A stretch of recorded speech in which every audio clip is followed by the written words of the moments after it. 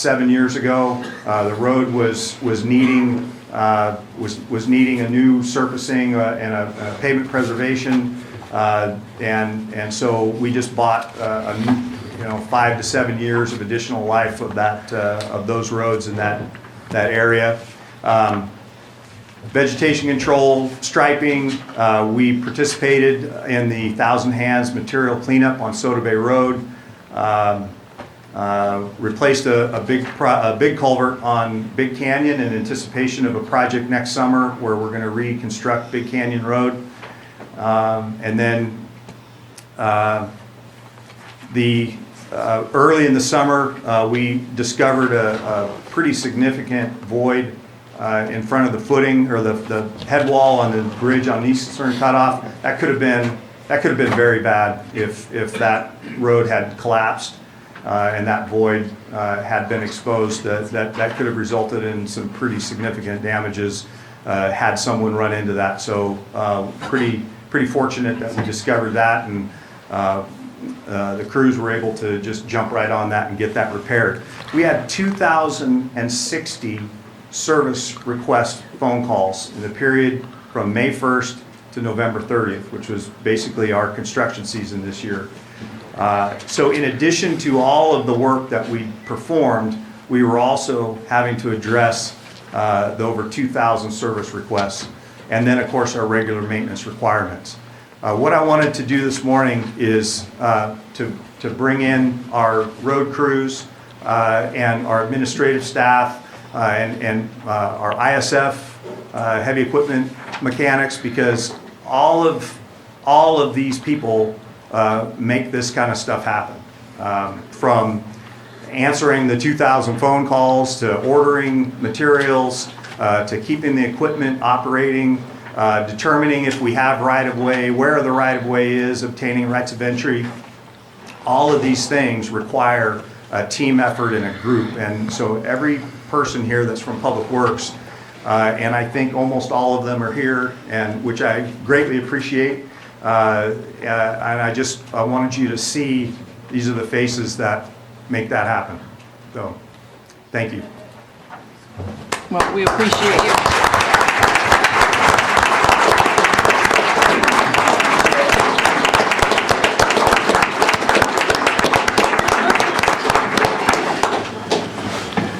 Because it's public comment, we really can't go back and forth, but we appreciate you and we see that the work that you do, and there was a great email that came out really showing the great work yesterday that you do. So we thank you. Thank you. Yep. Thank you, Scott. Thanks, Scott. Thank for bringing you. that Thank up. you. Yep.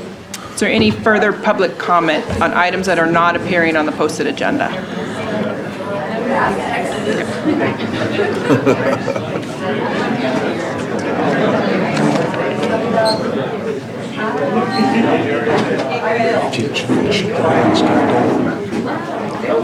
Carol, I'm assuming we're not ready for our 6.2? She's waiting for family, so.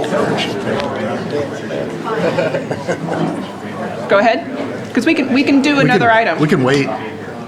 We can do something else. Okay. Let's wait. We'll move on. Hey, we waited 35 years. Another couple minutes ain't gonna matter much. All right, we will move on to our 7.3 item.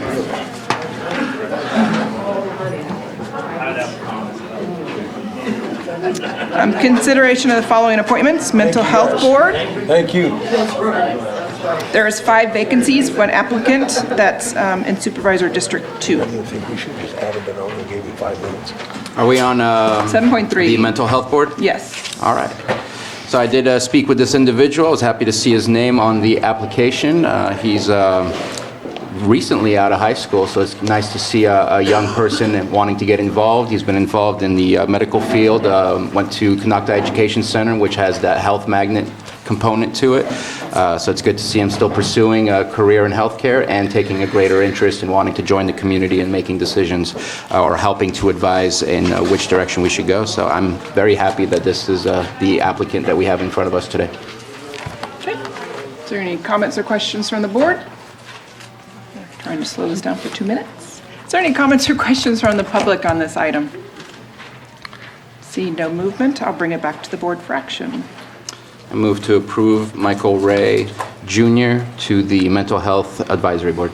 Second. I have a motion and a second. All in favor? Aye. Any opposed? Motion carries. Can't take up our 9:15. Should we do 7.2, or is that going to be pretty long? No, I think it'll be. 7.2? All right, 7.2, discussion, consideration of clarification of providing to the auditor controller for payments of recognition and retention stipends to permanent employees. As you recall, on November 26, your board approved, as a gesture of good faith, one-time employee recognition and retention stipends for our permanent employees.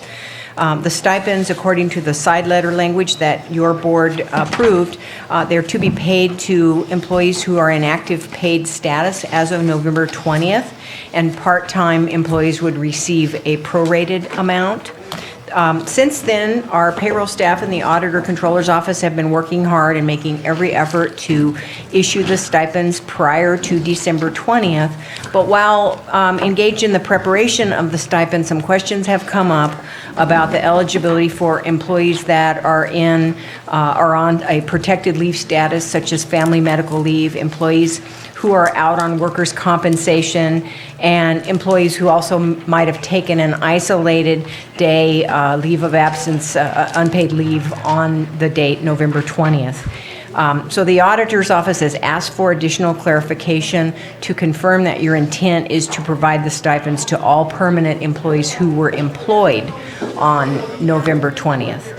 And so the request is that your board take this into consideration and pass a motion to clarify your intent for the issuance of stipends to all permanent employees who were employed on November 20th, 2019. Okay. Any comments or questions from the board? No? Any comments or questions from the public on this item? See no movement, I'll bring it back to the board. Supervisor Sabatier? I think that if we start dissecting, that where do we stop? And so I think that if you are still employed and you meet what was just said, that you're employed, and whether it's part-time where you get the prorated amount or the full amount, I think we were proposed the numbers based on all of those employees, not a portion of it, so we don't have to review the numbers and make sure that everything fits. I think that it still fits within the original intent of what we voted on. Any further questions or comments? Then I'm looking for a motion then. Madam Chair, I move to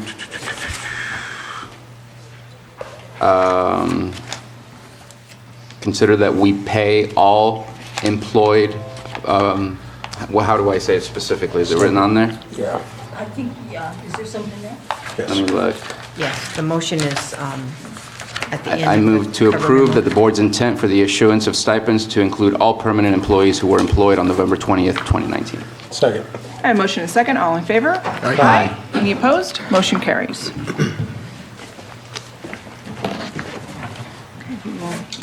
Are we ready for 6.2? Yes. Okay. Our 6.2, our 9:10 a.m. item, presentation and proclamation commending Robert Sutherland for 35 years of service to the County of Lake.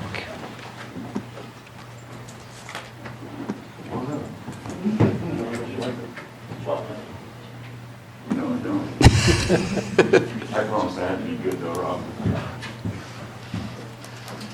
So, Robert, this is a real honor for me to offer this. I've been friends with Robert. I've had the honor of being his friends since 45 years ago, I think, somewhere around there. We went to school together and didn't go to school together a few times. We actually even we partnered on a little cattle operation while we were in high school. Yeah, I just think the world of Robert. He's one of those county employees that really keeps things going in the county and doesn't get the spotlight, doesn't want the spotlight. He does his job, puts his boots on, goes to work every morning, takes care of his family. And I just have so much admiration and respect for Robert and his family. Eric's here with us, so glad to see him. So on behalf of the Board of Supervisors, I offer this proclamation commending Robert Sutherland for 35 years of service to the County of Lake. Whereas Robert Sederman was hired as a park maintenance worker 1 by the Lake County Public Service Department on April 2nd, 1984, and quickly advanced to a park maintenance worker 2 on September 1st, 1984. And whereas Robert transferred to the Lake County Special Districts Department on May 22nd, 1989 as water wastewater maintenance worker 1 and advanced to water wastewater treatment plant operator 1 on May 28th, 1990. And whereas Robert received his water treatment operator certification grade 1 in October of 1990 and his water treatment operator certification grade 2 in April 1991. And whereas Robert was promoted to water wastewater treatment plant operator 2 on February 4th, 1992 and quickly advanced to water wastewater treatment plant operator 3 on June 20th, 1993. And whereas September 28th, 2002, Robert was hired as the superintendent of Utility Area 1, which includes Lake County Sanitation District Southeast Region, Spring Valley Water System, and Middletown Sanitation District, providing water and sewer services to nearly 15,000 people.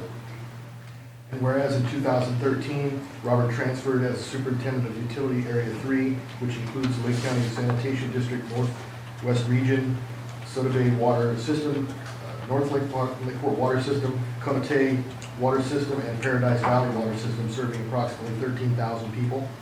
And whereas Robert has served with distinction through many natural disasters and emergencies our county has endured over the years. And whereas Robert has shown admirable dedication to the service of Lake County Special Districts, and whereas after more than 35 years of proud public service, Robert Sederman will retire from the County of Lake Special Districts on December 31st, 2019. Now therefore be it proclaimed that on behalf of the Lake County Board of Supervisors, I hereby commend Robert Sederman for his years of service to Lake County and wish him happiness in his retirement.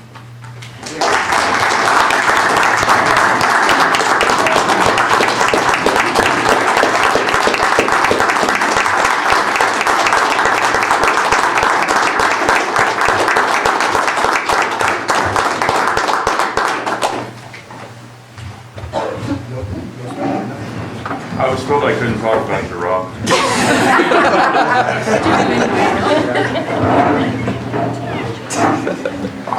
I do want to add one thing that wasn't on there, though, that another reason that I appreciate Robert and his family so much, and we all know Kathy, we work with Kathy more often, obviously, and you see the family effort that goes into somebody spending that much time with, the families definitely make sacrifices, and both of them work really hard, and they sacrifice for each other to be able to be here with us to help us. And the other thing is their work, Robert and Kathy together on the Lake County Special Olympics and that program is unbelievable. It's unmatched anywhere in the state. The work that they do here is just tremendous, and so I appreciate that as well.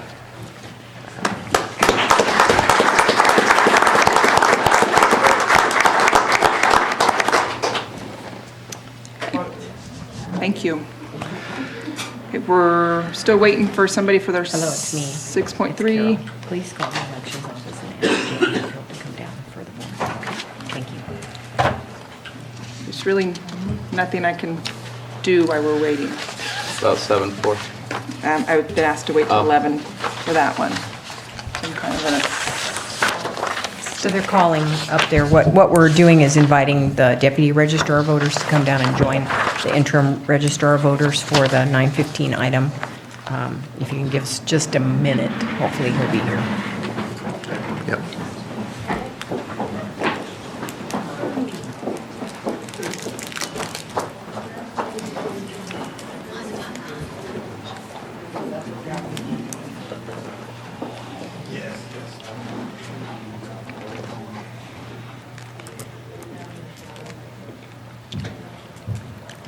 Morning, Diane. And you're also welcome to go ahead and start, and we'll be in here in a I'll go ahead minute. and read the item really slowly. 6.3, our 9:15 a.m. item, consideration of letter in response to the question of North Shore Fire Protection District. Did anybody from North Shore want to join us, or can come up and join us? So I'll go ahead and introduce this item. Okay. On November 15th, right after the election, well, not right after, but a couple days after. Come and sit with us. Right up here, Mike. Sorry. If anyone else would like to join from the back, Jim or Shannon, you're free to join. All right, so I had a discussion with Chief Ciancio, and there was some concerns in light of the election. Of course, it's a new system, and there was some concerns about the register of voter resigning, things like that. And so they just wanted to exhaust all measures to query any type of, whatever they could to make sure that the election had taken all measures to ensure that it was, everything was done intact and whatnot. So Chief Ciancio and the Friends of the North Shore, they conducted a letter and submitted it. And then, so now we're discussing the letter that we're going to respond with and allow them to discuss this in front of the board and the community. So I don't know who I should, Mike, I guess I'll let you, well, if you want to share anything. Yeah, I just would say that this will be the last time you see me for this issue. But we wrote the letter with the concerns based on comments that were made both in the media, and how the processes were run, and we were more concerned with the processes and not the results of the election. We want to make that clear that we're not challenging the results, that they're wrong, but some of the processes were not normal as to how they've been done in the past. We've been told that by ballot takers at the specific polls. There was a lot of different things going on during this time when the ballots were out, and so we drafted the letter to just raise the issue as to whether or not the processes were done right. And we did receive I saw what was online as your letter that's writing back to us, and just as an example, this letter is addressed to President Brown. Well, I don't know who President Brown is on our board, because we don't have a Mr. Brown on our board. So where the process is done right, the check and balance in here is not even correct. So I appreciate looking into it, but to me, Can I see that, I think that we just have to. Can I see that? It's addressed. It's on the agenda, You don't mind if I look at this one? Yeah, no. Okay, thanks. It's addressed to Chairman Burton in the letterhead, but as the letter, it's addressed to someone different. It's a check and balance that I just want to make sure is correct. And I would not be doing my constituents right on the North Shore if I didn't ask these questions, because I do get questions about this, about some of the processes that were done almost daily. So we're almost done, but it is what it is. I just want to see who your letter was from. Yeah. Any comments or questions from the board before I open up to public, or is there anything the elections wants to add? Well, of course, I wasn't there, and I have returned. Of course, there's a whole new balloting system, so I really can't comment on, some of the things that you're asking about, as, the run-in batches and so forth. I'm not familiar with that. I know how it was done in the past. I did look at the answer that the board chairman answered to your some of your concerns. One of the things that I noticed that was not answered was that when the consultant called the office, that they could not get the number of ballots that were not counted, okay, or not returned for vote by mail. Now, when I was here, we did not give the number of not returned, but what we could provide was the cumulative number that were returned. So it was a simple process of saying if you had 1,000 that were issued and you had 600 returned, so obviously 400 were not returned. So that, something like that, that was a simple report to do. So I'm not sure, what was done there. So I don't know why that couldn't have been answered, but and whether or not it was answered. As far as returning the ballots on election night, what's done on election night is the poll workers, they have to account for all the ballots, and they seal everything, and they sign the seals, and there's all this paperwork, there's balances, checks and balances and everything, and when they turned it over to the two to the two staff members, they have to sign in, and it has to be like a buddy system. There has to be two people, so there's a chain of command. So it's sealed, and then it's returned to the courthouse sealed. So there's no, the ballots aren't compromised there. So, and no, that's not a normal procedure where staff has to go out and pick up the ballots. Apparently, there was people that normally do not work at the polls. They had an issue of finding people that, or I'm not sure if they normally don't work, or there was some issue of returning the ballots on election night. They didn't want to for whatever reason, so it was just easier for staff to go and pick them up. So that was the reason why that was a different process. So that staff, instead of just picking up one polling place, they went ahead and just picked up all four of them, just to make it easier. So that was just a little out of the ordinary, but it's not unusual. I mean, I remember one election where it was snowing in Cobb, and for some reason, the poll worker, instead of staying there, and we could pick it up there, they decided to go home, so we had to go find somebody with a four-wheel drive pickup and go at their house to pick it up. So, you know, things happen, and that's one of the things that we have to change on the fly. Is there any questions that you have of me that maybe you have concerns that maybe that wasn't in the letter? You know, what we were looking at was just some of these processes, and we were asking the question just to validate that the results were what the results are. And again, we're not challenging the results of the election, just some of the processes. There were a bunch of red flags that were raised, and my phone rang off the hook for several days after. But ultimately, the letter that the board wrote to you all, it was just to look at the processes, what are the processes, and make sure that due process of voting was done correctly, and that we're on top of that, and we'll be fine with the election results if that's what they are. I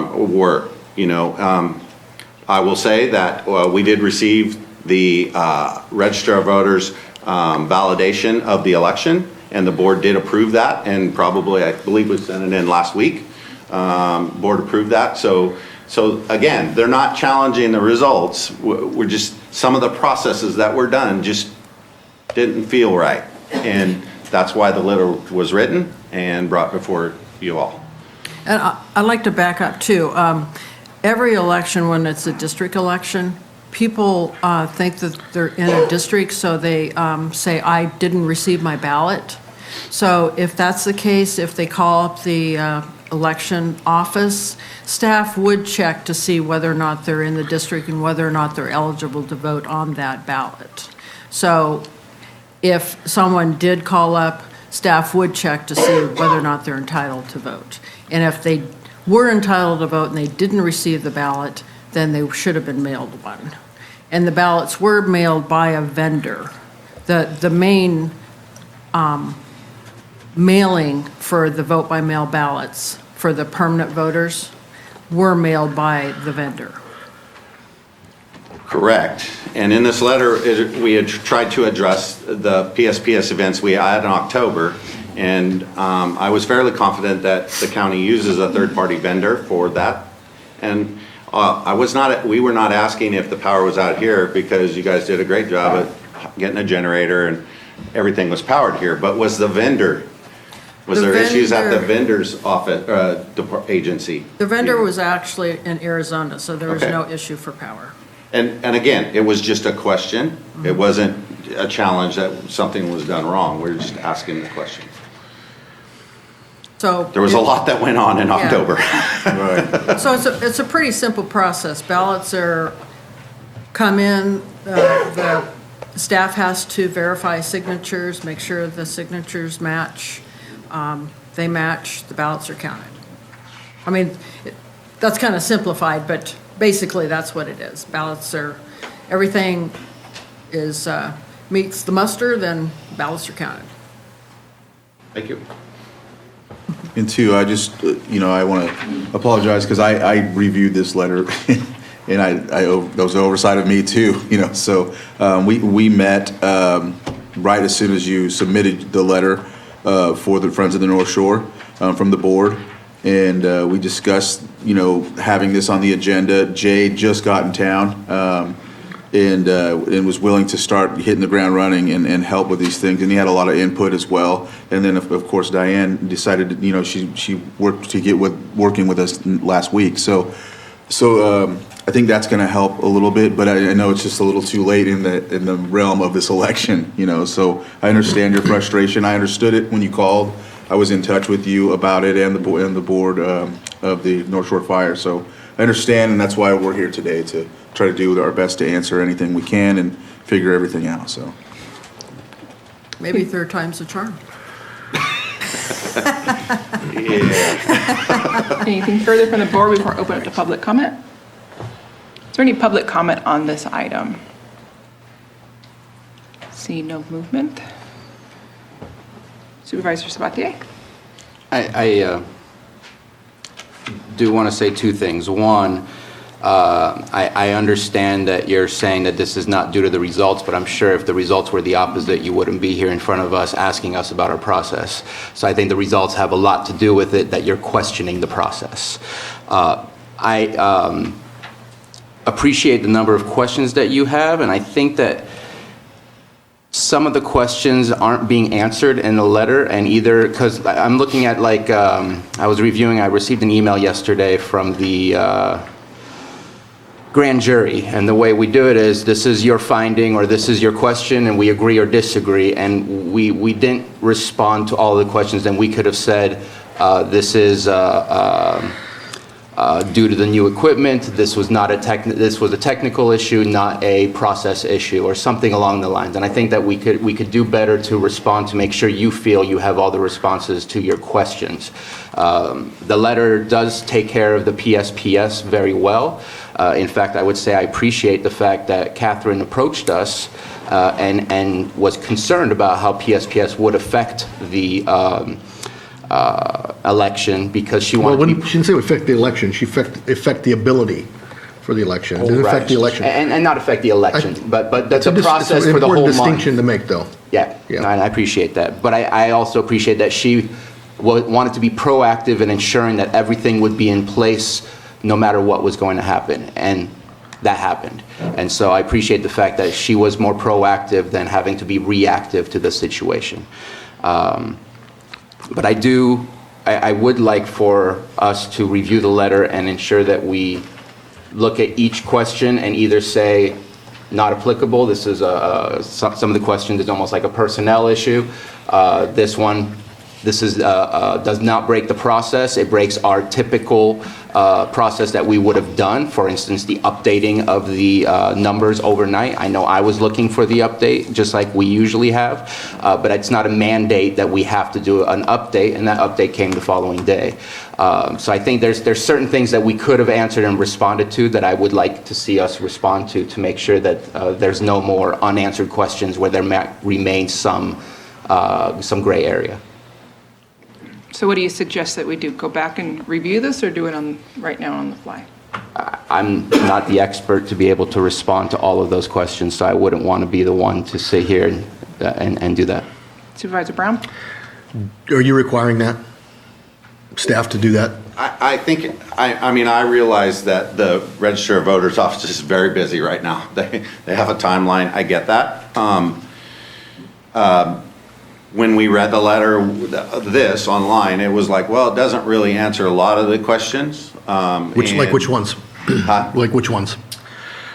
Well, I don't have a letter in front of me, Okay, so. all right, no, fair enough, yeah, fair enough. But I think that there can be some clarity in some of the questions that we did, as Mr. Freely just gave us. So I think the board would appreciate that, our board, for the next board meeting, which Okay. is next month, not Okay. till next month. The one thing that I want to say is this has gotten a lot of attention, register of voters, and not all of it's justified. There's been a lot of reasons that we've had this discussion, but the reality is, in my opinion, I feel confident that had Diane not left, we would still have a PSPS. We would still have issues. The election still would have happened. The outcome would have been the same. The election results would be the same. It's not, I think it's sometimes sensationalized and red flags, like Bruno said. If the election went the other way, we wouldn't even be having this conversation about process. But, that's just human nature. There's got to be things, we've all of us that have run for office or been involved in campaigns go, well, if this would have happened, this would have happened. This would, you can spend a lot of time. If you want those answered, if we want to spend staff time doing that kind of stuff, I'm sure we can get it done. But the reality, the simple reality is, nothing that's happened over the last year would have changed the outcome of that election from Register of Voters. I'm convinced of that. So.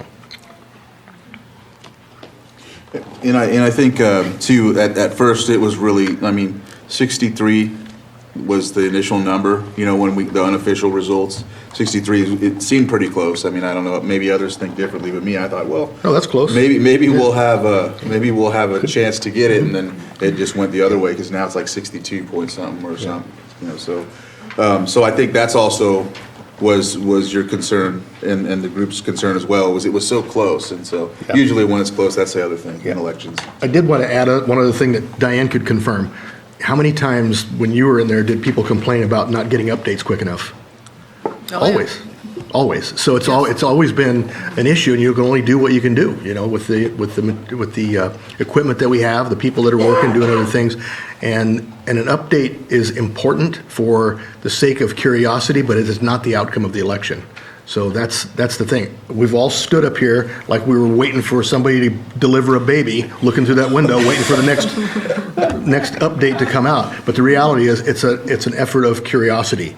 We want to know. The election's over. There's nothing you can go out and do to change it. It's just we want that information. And the more advanced we get with technology, the quicker we want that information. And it's just curiosity. That's all it is. There are so many requirements that the state has placed on elections offices that the timeline has been pushed back for certification also. Mm-hmm. And when I was the registrar, after the election, I never did any updates until the final, simply because it did not change like Supervisor Brown said, it did not change the outcome. Just curiosity. Maybe it went up a little bit, went down a little bit, but I just posted the final, that was it. And, when you require a 2/3 majority, that is a very, very difficult Agreed.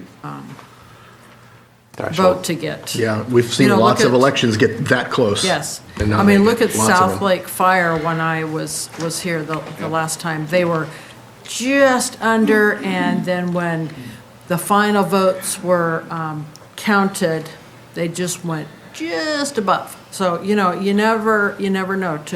And this was a standalone election. Sometimes that's a good thing. Sometimes it isn't, because when you have a standalone, people that are really serious about either voting one way or the other, they go to vote. The ones that really aren't interested, they don't vote.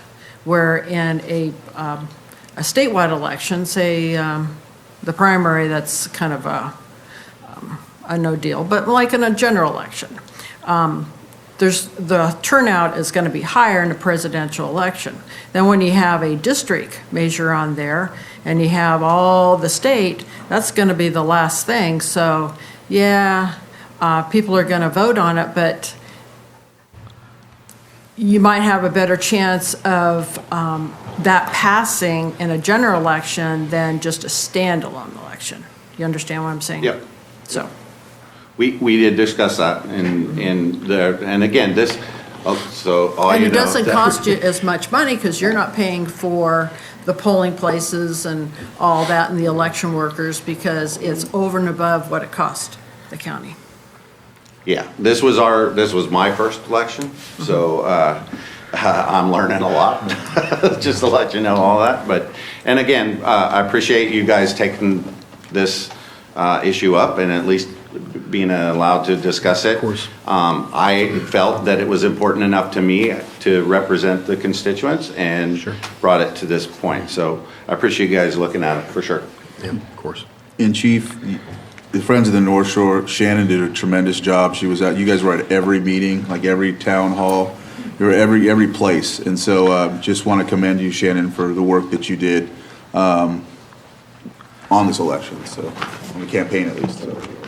Voter turnout is always the issue. Voter turnout is Yeah. huge, and that, Yeah. sorry to say that it was less than a third, so. Yeah. But that's not unusual. That's not unusual, No. and yes, I've been told that twice now. The statistics are that 2 people out of 10 make the decision for the other 8. Yep, that's fair, That's how what every election turns out to be. 2 people make the decision for the other 8 yeah. because they don't show up, or they're underage. Yep. But everybody complains. Is there any public comment or questions on this item? Nope. Seeing no movement, I'll bring it back to the board. So were we gonna do the revision of the letter or anything like that, or? He's asking for it, so Yeah. I think Yeah. that's fair to have that done again. Okay. Yeah. So, do we we need just a need, motion do we for need a that? motion or consensus? Okay. Yeah, I'm fine with it. Direction Okay. to staff to revise Okay. it according to whatever requirements you wish. I think you have enough nods, direction to Yeah. staff Yeah. to revise the letter, and then we'll bring it back. Okay. Thank you. Thank you. Thanks, Mike. Thank you, Diane. Thank you, Jay. Yep. Thank you. Thanks for bringing it up. The president's is good. So it just boom, dropped down. Our 6.4 item, our 9:30 a.m., consideration of continuation of a local health emergency and order approving of the endangerment of the community through the unsafe removal, transportation, and disposal of fire debris for the Mendocino Complex fire. Dr. Pace, why don't you come up Come on and up sit with front. us?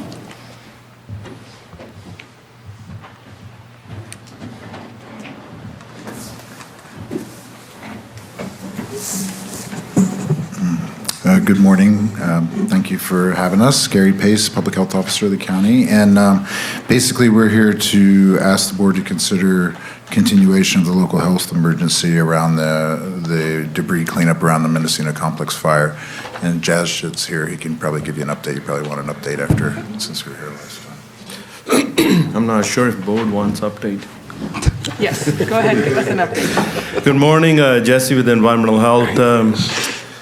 Last 2 weeks were pretty active. We had county facilitate 2 meetings with the representative of Cal OES, Cal Recycle, Firma, Tetra Tech. And we gone over incident action plan. That consider a lot of aspect of a debris removal as far as like a bridge assessment, road, archaeology, and the list is pretty long.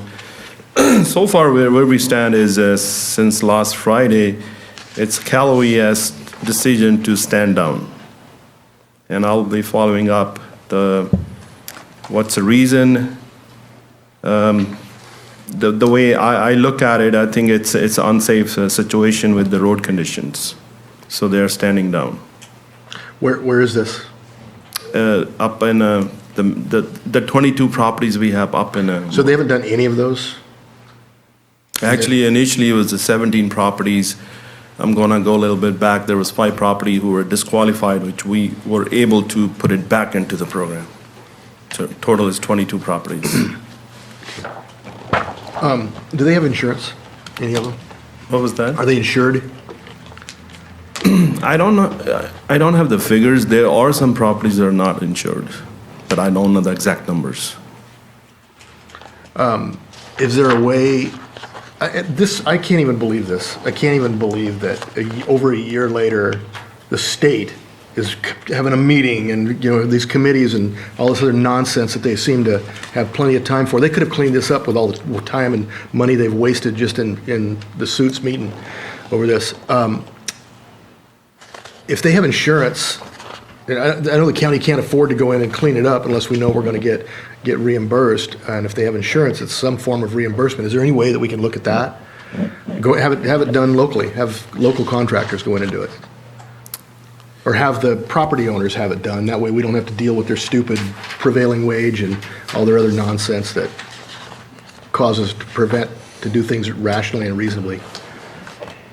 I think that this issue came up in the last meeting, but I think board has to decide if they want to go that route.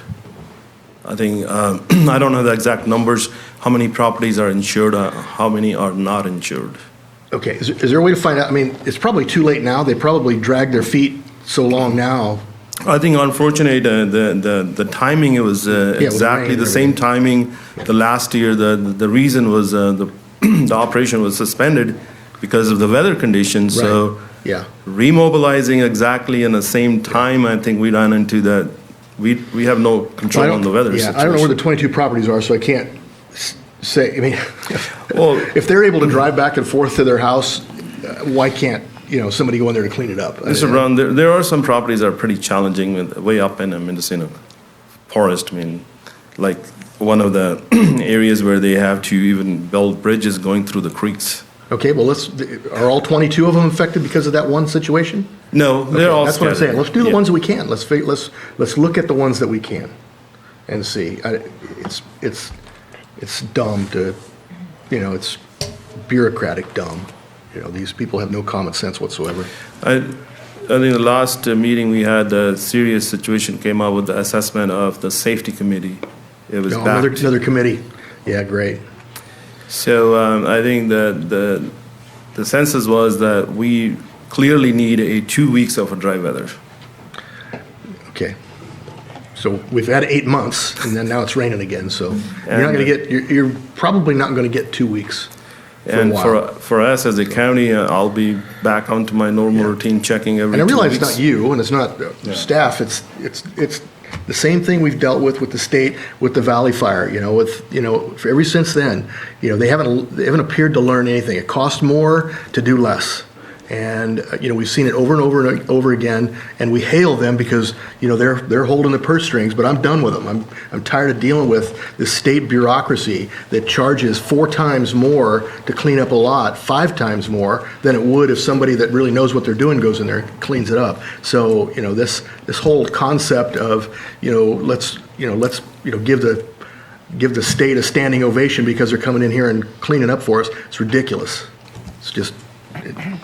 Carol, did you want to chime in? Yeah, I just wanted to offer from a recovery standpoint, I presume that if we had all of these 22 property owners fill out the report of appointment form, they would have indicated on the form if they had insurance coverage. And if that is true, perhaps it's a matter of messaging to those owners that although the state program does not appear to be coming through, that it's their right and option as a insured property owner to secure those services on their own with a private contractor, as a number of folks have done in the other fires that didn't participate in the state cleanup.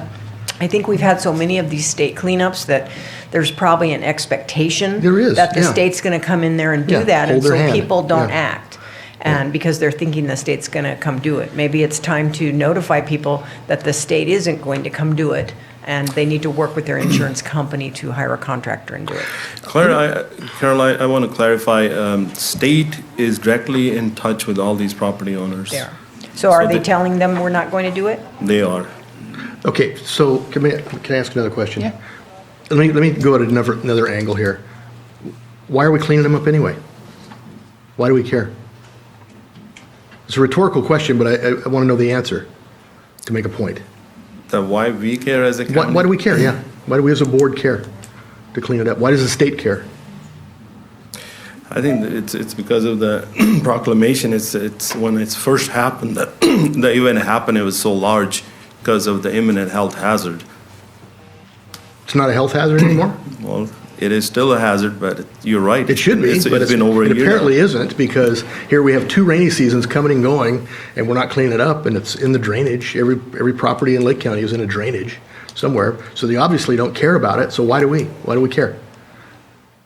You know, maybe we have better things to do than chase our tails over cleaning up lots that the property owner, I don't know what their situation is. If they have insurance, they haven't cleaned it up yet, they don't care. And the state doesn't seem to see it as a health and safety issue. This proclamation is just a formality, that's all it is. It really isn't a health hazard anymore, apparently, based on their inaction. So I think I just leave it at that. Supervisor Spudler? Yeah, I just wanted to say I prefer not seeing, unless there's proof of huge environmental impacts, I'd rather not see the county front money to course do not. the work of Yeah. private property owners, especially after we've already had rainy season after rainy season, taking care of whatever should have already been cleaned Yeah. up. So I think that at one point, we have to move away from this, and if there's no action from the state, and especially if they have insurance, I don't know if it needs to be apply the same, but at this point, if there's no cleanup and it's a burnout, it becomes a code enforcement issue. Has the state come in and put any sort of mitigation in place, wattles or anything? Yes, I think all these properties already assessed for as per the asbestos testing. The initial testing was done. I think last year when we hit that, the weather condition, when they postponed that operation, I think before that, like Tetra Tech, they went done the preliminary assessment of those properties. The thing is, we've been having, houses burned down in Lake County all the time. So if you lose 22 houses individually, one each week, nobody comes in and cleans them up. It's the same number of houses, same cumulative effect, yet it's up to the landowner to clean it, to take care of it. So, at some point, we have to realize that we can't, we need to manage this expectation that we're going to come in and do everything for everybody. And so, harsh as that may sound, that's a reality. We don't have money to go clean everybody's property. So, And I know that, excuse me, sorry. I know that all the permits were done and signed like a few weeks back or a couple weeks back, which is why there's some activity right now. I believe you told me that those permits will last into the following year, so if there is a change of mind and they do go out there and clean it up, that everything is ready to go, they could just go in there and actually do the action we've been waiting for them to take? Yes, as far we know, if weather allow, we're ready to go. Okay. And is the stand down a belief that there is nothing to clean up, or is it an issue mostly of the timing and the weather? Weather and the timing, I don't know the whole detail. I mean, this is the email I had it for last Friday saying at this time we are stand down and till further notice. So it's now I'm gonna be following up what's going on, when you're gonna be back. If there's nothing further from the board, or is there any comment from the public? Any comment or questions from the public on this item? Seeing no movement, I'll bring it back to the board for action. Madam Chair, I'll move to approve the continuation of local health emergency and order prohibiting the endangerment of the community through the unsafe removal, transportation, and disposal of fire debris for the Mendocino Complex I Fire. got a second for discussion. Is this proclamation left here solely for this effort? Yes. Okay, then I can easily vote no on it, because it obviously isn't an emergency for them any longer, so it's not for me either. So, Dr. Pacey, something you want to add? Well, I just have a question. With the questions you're bringing up that seem very reasonable, would it make sense for us to go and kind of look at the 22 sites and look at the insurance issues and see if we can make any kind of health determination on a current I would like that. status and Yeah. come back in 2 weeks Yeah. and do that? Okay. Yeah. Why don't we do that? Yeah. Okay. So I have a motion Should we and postpone this, or? we can't. No, because if we don't do it, then it dies on its own. Well, my motion still stands. Okay, I have a motion and a second. All in favor? Aye. Any opposed? aye. Motion carries. Thank you. Thank you. Our 6.5 item, our 9:35 a.m. item, presentation of health service tobacco education program and overview of program objectives in fiscal year 2019-2021.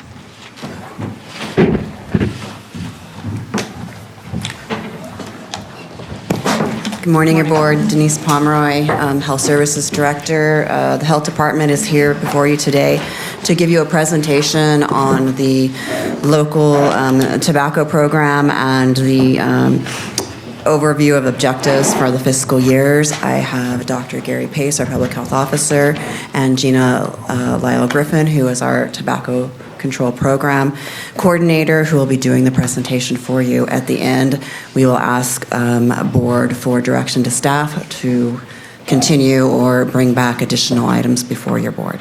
Thank you. Thank you. Good morning.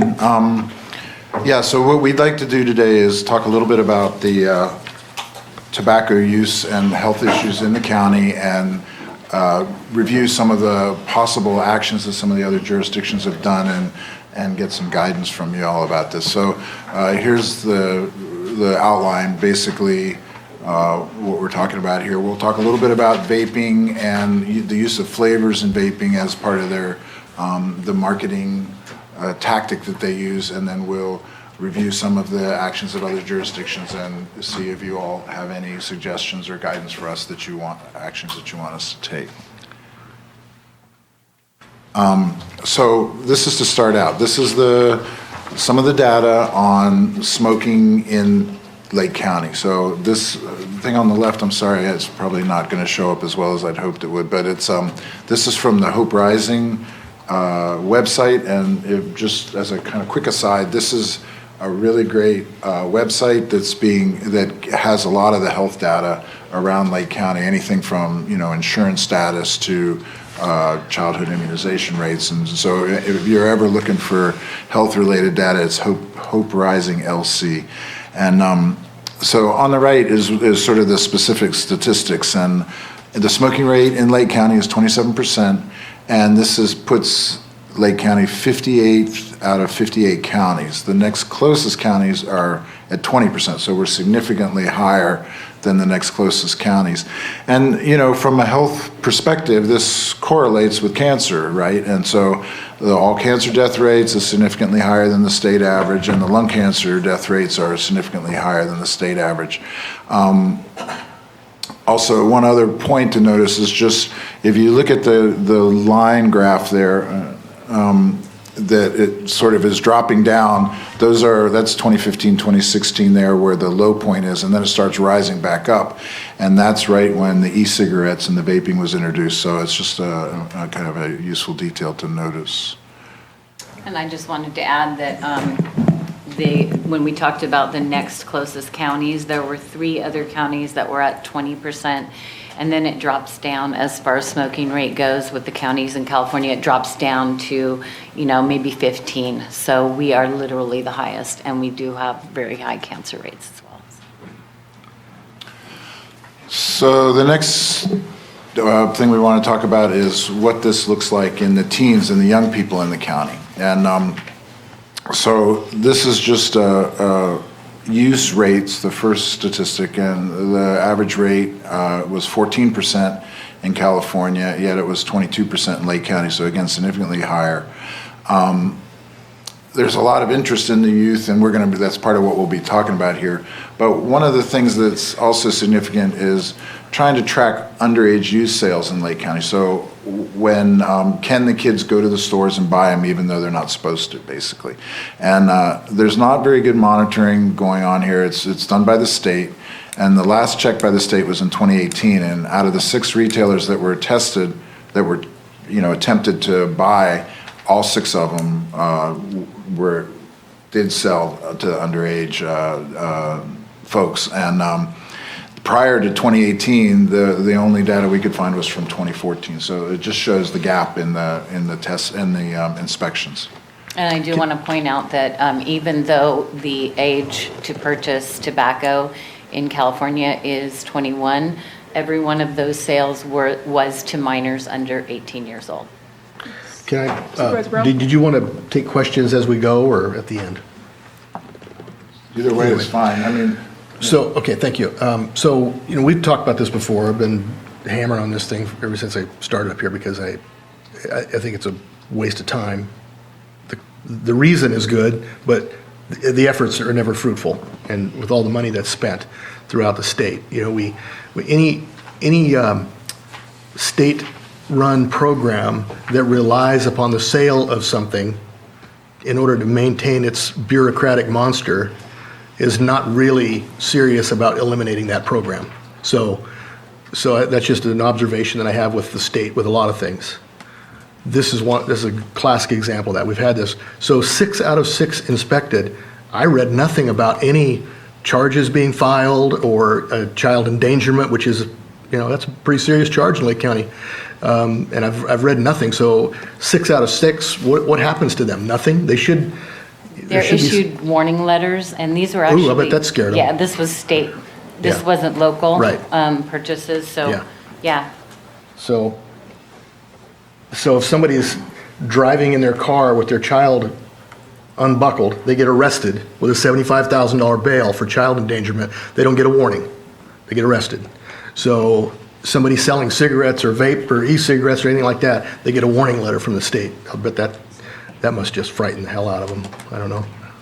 That didn't, yeah, those didn't fall under tobacco Yeah. control. Those fell under state And that- licensing. And the tobacco tax money that we get is supposed to be used for enforcement. We've had that discussion, and that's one of the things, well, that's what it was used for. We've done those STING projects before, so. So Supervisor Brown, What is it used for? Tell me that instead. So it's used for what we're here today for, education, outreach, and prevention. The money for enforcement went away about 8 years ago. Okay. Those funds are no longer available. The local counties and cities have implemented, which Gina and Doctor will get into in a minute, their own programs that they've funded locally. Right. All of the state money went away. So our tobacco program in the health department is not allowed to use those funds for those things. So it's used for education, like you said, what we're here for today. In fact, I told Eddie, I was just joking that all we're doing is fulfilling a grant obligation here, and that's really all it is. You know, we're educating to our inadequacies of the program. That's, you know, it's actually, the problem is getting greater, and we're not resolving it, but we're spending a lot of money, so. Well, we have some options to put before the board at the end of the presentation. So we do have some options that your board can consider for action moving forward. And we are also required to do policy work, not just education within the community. So we're encouraged to try to educate at a higher level with decision makers at a local. And I appreciate that. And the thing that's frustrating to me, and I don't mean to take it out on you guys. It's just everybody's here. We're all in this together. But this just feeds into the stigma that we have learned to embrace rather than, you know, try to defeat, that we're the unhealthiest county in the state, the most unhealthy county in the state. And so this just feeds into that. And so it's frustrating to me that we're 58th out of 58. And so what are we shooting for, 57? I think we can do better than that. We just need to stop spending our money on coloring books and backpacks and start actually seeing some boots on the ground type stuff with some enforcement. Get the state in here. Bring them here. Let's talk to them. Let's find out what's really going on, why they aren't doing their job. And instead of, just fulfilling a grant obligation through this education process. Well, you might I think be we already interested- know the issue, and every kindergartner in California, in Lake County, knows smoking is bad for you. So our job there is done. We're not stopping it for some reason, though. So. And so part of what we're going to try to do is lay out some options here. So see if this works for you. And we do not do direct education in elementary schools or with the. They used to. They Yeah. used to do all kinds We'll of talk weird about things. that too. Yeah. So we probably don't need to go into that. Okay, so we're going to move into talking about vaping here. And so vaping is this new thing that started a couple years ago. People are probably pretty familiar with it now with all the press that it's been getting. These are some of the visual examples of what some of the e-cigarettes look like. And, the main thing to notice is just how sleek they are and sort of high tech and, obviously geared towards enticing the young people. And they deliver a really high amount of nicotine. One pod, which is about this big, is worth 20 cigarettes, and they superheat the chemicals. It produces an aerosol. It's not water vapor, and they all contain nicotine. And added to those examples, now that people are getting onto those, we are educating teachers, adults, and students that the newest ones look like watches and they can just vape right in class or in school. And many youth and adults believe that there is no nicotine in e-cigarette. So this is the data on the vaping. You can see the cigarettes going down over the years, and this was considered a public health success. We felt that these were going to be long-term positive health outcomes from this, and then in 2015 you can see that vaping starts, and now we're seeing a big jump in the use. Is this a national? This is a national one, yeah. So now we're going to talk about vaping in Lake County. So this is from last year. This is some self-reported data from the high schools around the county. And the first grouping there is ever used an e-cigarette. The second grouping is a current use of e-cigarettes. And you see a variation. Those are from the different schools. So one school had 14%, another school had 34%, so that's why you see the variation. But generally you can see, so ever used, 7th graders are, a quarter to a third really. The 9th graders and the 11th graders is continuing to rise, so up to 11th grade, there's 40 to 50% of them have ever used an e-cigarette. And then in the bottom one is the current use. And you might notice that with current use, it's reported at lower, but I think that that is also because that's self-reported. So the thought process is that they are self-reporting this voluntarily and that it probably is higher. And we do see that with other statistics.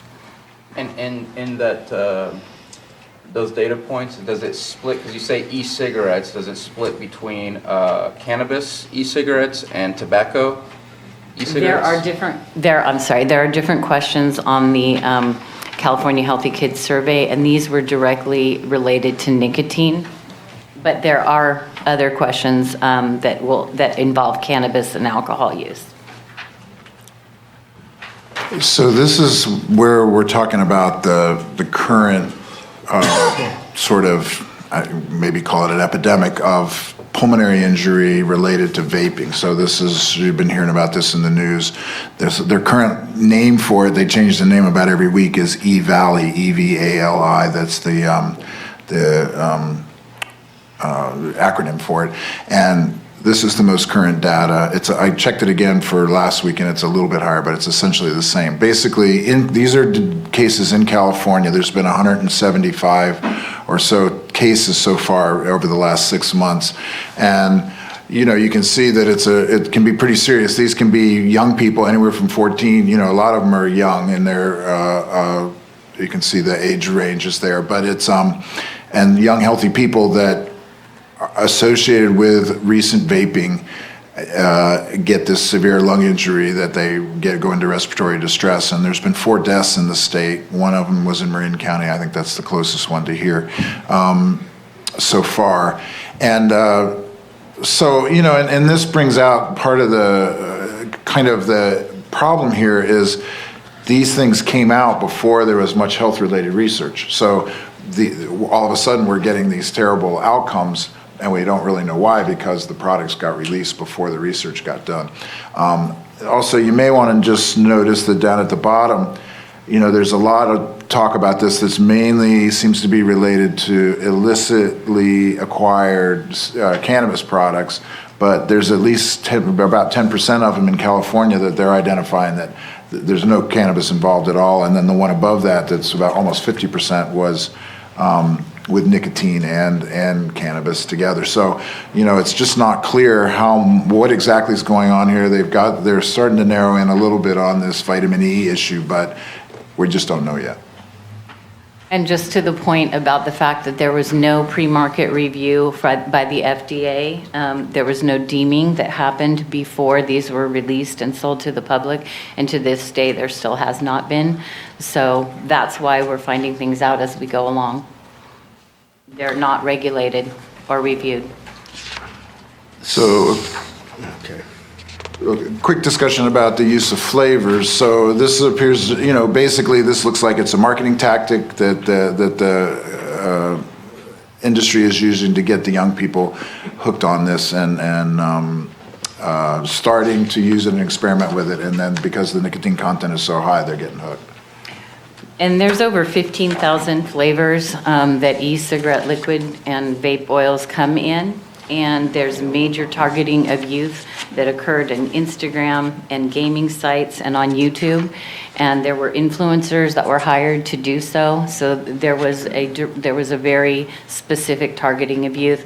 And the flavors come in candy bar flavors, candy flavors, cereal flavors, and then they come in nondescript flavors that are named to entice youth to want to try it to figure out what the flavor is.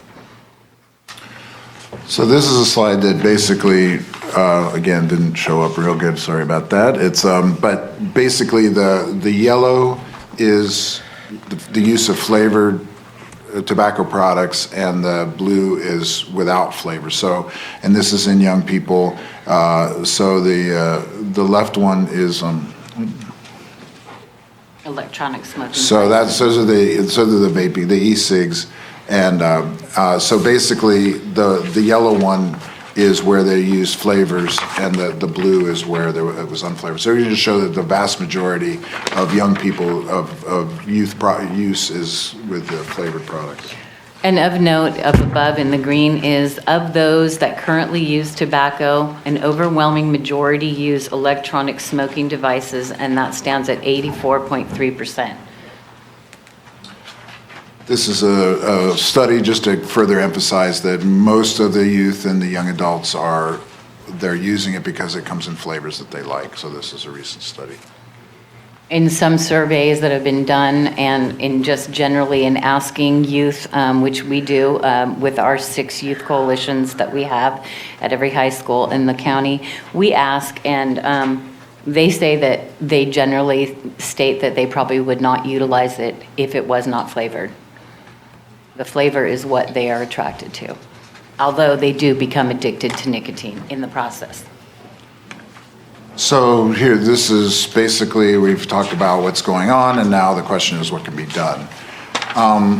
So this is a little start, basically. The local schools are asking for some help. Clear Lake has done some work on this, and Supervisor Savatier may want to talk some about this. There's 2 parts of it. There's a moratorium on new tobacco retailers, and also an outdoor air policy kind of regulations. And then the last part is that the other counties in the area, and we're going to talk some about this, are addressing youth tobacco use by limiting underage sales through various kinds of regulations that are things that you all can do if you want. I know when the presentation was done, it was shown, and I'm trying to get the number as close to accurate. It was like for every store that sold based on the population, it was like 1 out of 800 for every 800. And on average across the state, it's more around the 2,000 or 2,500. And so that's why they looked at a moratorium, and they may be looking at reducing that amount so that if people lose their license, they would not be able to get their license back, or if that store shuts down, it would not be replaced with another tobacco retailer. And then they were looking, I'm not 100% sure on the accuracy of the specificity of their ordinance, but I know they were looking at getting some extended footage from retailer doors, public agency doors, for them not to allow people to smoke. They passed a comprehensive outdoor air policy, and it covered movie lines, ATMs, storefronts, entrances, exits, bus stops, parks, and special events, and updating of signs that include smoke, aerosol, e-cigarette, and cannabis. And because most of the signs and most of the ordinance that exists now are outdated because they say smoking, which only, in most people, that's cigarettes. So there was a great effort, and they did pass a very comprehensive outdoor air ordinance. And I think just like anything, the intent is good, in my opinion. I agree with it. It's the enforcement that's difficult, especially, I think it's easy on the retail side to have enforcement. It's not as easy to have it for just the overall public area that this affects. And that did come up, and Chief White was definitely part of that, and there was discussion over that, a commitment to helping with that. Right. And I see it as for our law enforcement, it's a tool in their toolkit so that when they see that somebody is obviously abusing the airspace for people walking in and out of stores or places where there's a lot of traffic, that they can utilize that to get people to move along. And so I think it has value. Can I follow up with that? Yeah. What is the law right now? What is the ordinance right now? It's, it has to do with public, if it's government, it's 20 feet, depending on the jurisdiction, but in the county that's unincorporated and anywhere in California, if it's a government agency or a public agency, you have to be 20 feet from the entrance or exits. So what they passed in Clear Lake is anywhere. It's 25 feet. They went beyond. Okay, so, and I've heard that term used, another tool in the toolkit, but how many arrests have been made or how many citations have been issued in all the years that this has happened? This just passed. No, they've had the one recent. for the 20 feet for a long time. I They have it in don't front know of of the any courthouse here. I don't know of any arrests. Yeah. So that's my point.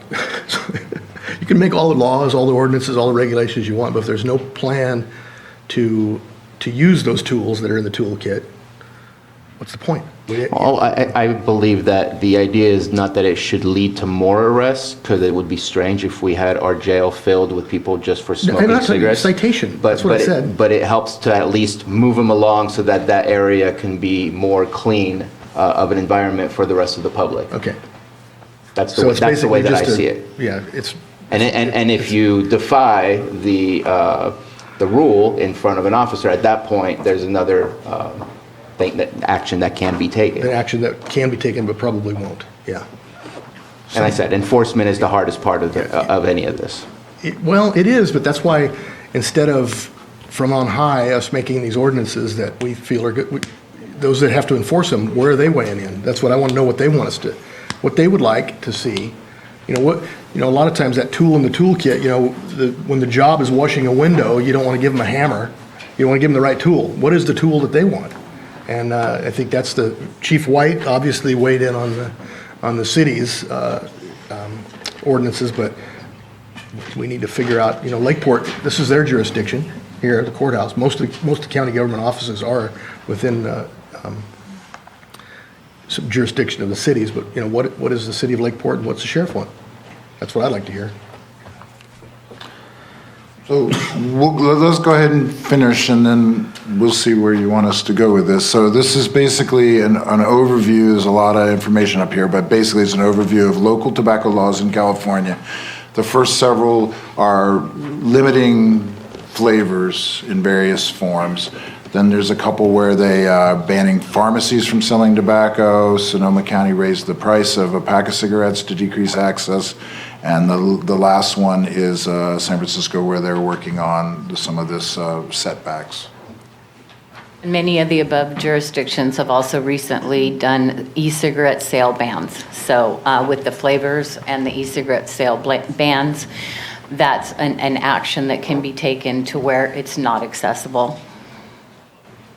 So this one's not going to show it all, but it's in your packet. It's basically, this is the different jurisdictions around California that are putting in tobacco retail licenses, and we'll talk a little bit more about the specifics of that. The one thing I want to point out that you just aren't going to be able to see here, but Sonoma County put one in place, and they went from 18% underage sales to 1.3% underage sales. So it was a significant drop after the initiation of one of these tobacco retail licenses. And I saw Oroville's up there, 22.6 down to 0. Yeah, so it's, so this is some of the specifics around the tobacco retail license. So this is the one that the previous slide was addressing. So places that put something like this into effect actually saw significant drops in youth sales. So there's just a couple pieces of it, and then Gene will go into some more detail. But basically, people who sell tobacco are required to purchase a license to sell those products. Then that money is used at the county level to inspect and do compliance checks. And then there's a threat of fines or removing of the tobacco from the shelves if they do underage sales, serves as a deterrent. And so the system basically pays for itself, but it includes enforcement and the punishment, the action that deters. So tobacco retail license can exist as you've explained, and then it can also have what's called plug-ins, which could be a flavors ban and also e-cigarette sales ban. Some counties and jurisdictions do just one or the other, and some do a combination. What is the range of costs for these licenses? I brought a paper because I thought you guys might ask. Hold on 1 second here. So they range in cost, just looking at a lot of different places. Contra Costa County, it's $287 a year. Los Angeles County, it's $235. Mendocino County has a TRL, and theirs is $350, and Marin County's is $25. The health department in both of those jurisdictions, Marin and Mendocino County, are the ones that do the enforcement. And Contra Costa County as well, health department, and some do a combination with law enforcement and health department, or even also with environmental health. That's used often too, because they're already going out and checking stores. So there are four main options just from doing this research that we wanted to offer. And then you all can decide if any of these are interesting to you and you want us to do more research. So the first one is to consider a flavored tobacco product ban because of the connection to indictment of the youth to use of the vaping. We're going to go down through each one of these and talk about them? Is that what you're hoping to do? Okay. So. Supervisor Brown? Well, I think my question on this is going to be, my question is probably going to have to do with a lot of these, but what I want to do is, as with a lot of things that come before us, again, I want to talk to whoever's going to be enforcing this. I want their input on this before we start doing what we think feels good. And then the other thing is to consider that we don't pass ordinances and regulations and all that for the cities of Lakeport or for the tribes. And so, if we're banning all this, but they're still able to sell it in the city of Lakeport and on tribal lands, we're still gonna have the same issue. It's just not gonna be as close to the kids. These are the things that I want to, talk about. If it's gonna be something that we all get in together on and agree. And you haven't said online. What's that? And you haven't said online, which is where I think a lot of our youth get access to some of these I hadn't even things. thought about that. Yeah, that's a good point. And the other thing I want, because when you talked about Orville, first, I don't know how they come up with those statistics that, it's 22% underage. Is that what the statistics were? Underage sales. Underage sales went to 0. So how are they? Because they do purchases, and That was going to be thank you for that, because I looked it up. Right. And what they do is exactly what I'm hoping that we do. On October 31st of this year, they came out with a story. The Butte County Sheriff's Office did a sting. 3 stores sold tobacco to their decoys out of the 11 contacted. Then they list them. 7-Eleven, they cite them. They actually do something about it. It's not a warning by the state. That's part of it, yeah. Yeah, and then they put it in the paper. Yep. So there's, if we talk to the sheriff and then, you fine those people, that pays for the program. Exactly. And so that's what we really need to do. We need to have it.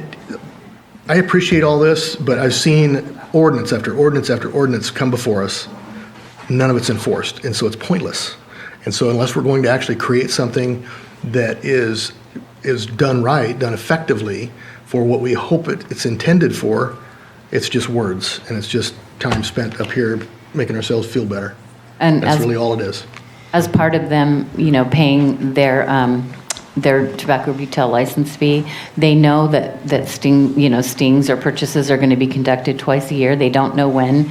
There's many ways. I've talked with other counties of how they do it and how they make sure that they don't know when it's going to happen. And then based on that is where you have your structure, whatever you build for your warnings or your fees, or if they have to pull their products. Denise, do you want to check? Yeah, as you've heard Gina say, a lot of this enforcement falls in a lot of counties underneath the health department. And I'm here to make the commitment, if your board decides to move forward, that the health department will stand up and take care of this. Environmental health has the licensure ability to write notice of violations and do these stings. They're already out in the restaurants. They already inspect them multiple times a year. So some of the basic inspection items can be added to their already inspections that they're already doing. The stings then would be an additional thing that we would need to fund. With that, I would definitely want to talk with the sheriff and see, there would be some collaboration there if needed. But I'm making the commitment to your board that if your board moves forward with something, the health department will work with you and figure it out. Because we truly believe that this is a big issue in our community, and we need to take some action and steps to resolving some of it.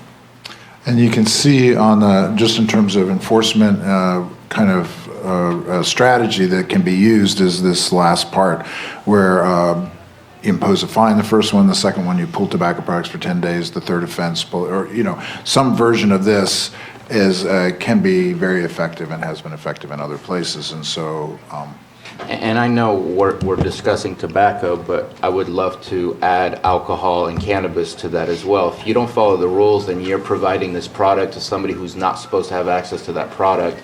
I think the same type of level of enforcement should be involved for anything that's a drug-related charge. I did want to address, there was a question about online sales. So San Francisco did a comprehensive, they have a TRL, they also have a ban on e-cigarettes and vape sales, and they included the zip code to where they cannot deliver any tobacco, those products can't be delivered to that zip code. So we have access to how they wrote that. If it ever became of an interest, we could get that information and provide it. I'm interested to know how that works. Exactly. So just the quick overview would be these 4 bullet points. Consider flavored tobacco product ban. Consider a ban on sales of vaping products. So the first one is about flavors. The second one is about a ban on vaping products in stores that allow people under 21 years of age in. Third one is expanding those smoke-free public spaces. And then the fourth is this TRL that we've been talking about, the retail license for people that are selling tobacco products. So, there's a little bit of that in there, but these are some of the 4 main strategies that other jurisdictions have used. So.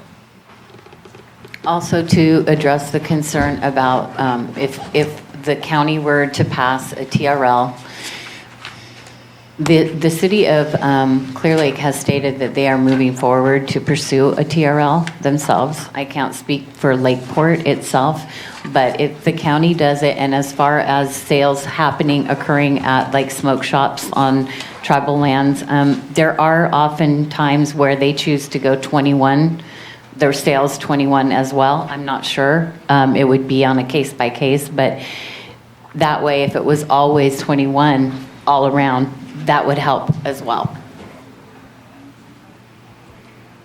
So basically, this is the end of it for us, and so we're basically asking if some of these interest you, or if there's some questions you want, we can go and do some research, put together some proposals, show you some other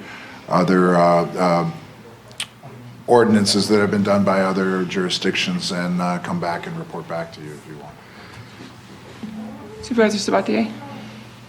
So there's one thing that I've experienced that I truly appreciate, and this hits on the 21 and over, is if you go into a cannabis dispensary, you have to show ID before you're able to move on. And I think that that's where the stigma on cannabis actually was successful in building something that was appropriate to try to reduce the access to youth. Unfortunately, we still have a very robust black market that we have to figure out and deal with.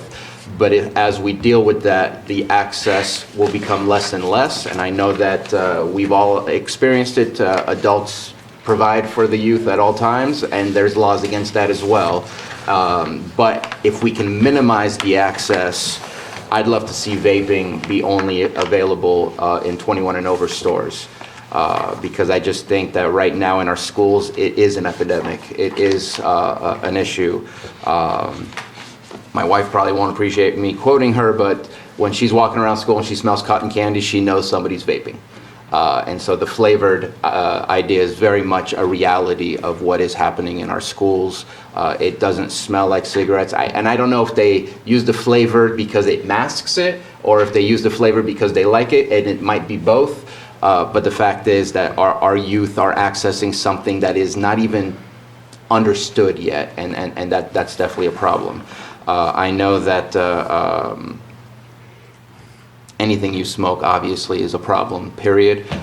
You can't get healthy by smoking. But I think if we can look at doing the vaping in a 21 and over, I'd like to look at a limitation. Obviously, whatever is here is here. I don't, my opinion is we should not be asking stores to shut down by making a new rule. It's if that store goes away that no one would be able to replace it. And sorry to use your district as an example, but store 24 right across the street from the schools, the gas station right across from Kelseyville High School. Those are the types of things I don't want to see more of us allowing that to happen, where tobacco products and alcohol products can be sold right across the street from a school. It just doesn't make sense to me. So I'd like to look at a setback from schools for future developments. Sting operations, whether it goes through environmental health or whether it goes through the sheriff department, I'd love to look at those. Just the fact, and I know that we only did 3, so it's not like we're looking at the whole gamut of all potential stores, but to have 100% failure at one point, we got to do something. We need to make sure that if we're giving you the license to run a business, that there's certain rules you need to follow. We need to make sure that you're following those rules. We can't just walk away with our hands up, especially after we see that 3 out of 3 that we tried failed to meet that threshold of following the rules.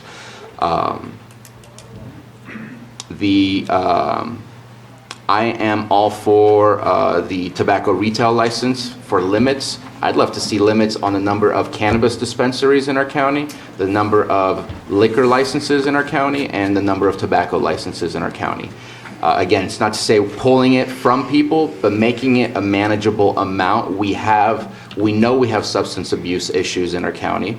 Yes, no matter what we do, it will still be accessible, but if we can reduce the access to make it as simple as just going to any corner store, any place, to me, that's us trying to help out.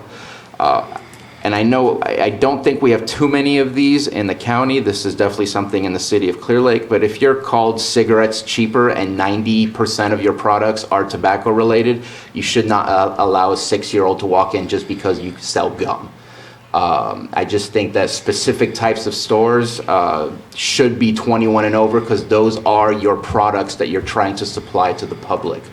I don't know how that can be crafted. I don't know how we make those changes, but I think that we know people are taking advantage of the fact that you can allow anybody to walk in just because you're offering some bubble gum and some Pez, all surrounded by tobacco products. And I just think that's us allowing somebody to play us, and we shouldn't be allowed to be played. When it comes to funding for this, and of course, it'll probably decrease in the future, but I know right now we do have, last I checked, it was at about $1.2 million in our cannabis tax. I think that's a decent place to start to say we can provide for 2 years, 3 years worth of funding and allocate that, because I want to see that being used to ensure dispensaries are following the rules, tobacco licensing is following the rules, and alcohol licensing is following the rules. And I'd love to have a better understanding as to when and it seems like there might not be a criteria or threshold, but what is the criteria or threshold to get an alcohol license? I get emails all the time that we're approving them, but what's the criteria and threshold to say, you know, you're in this right zone, you're this type of business, and so this would be allowed? Like, what's the criteria that we have to meet, rather than just saying go for it and sell?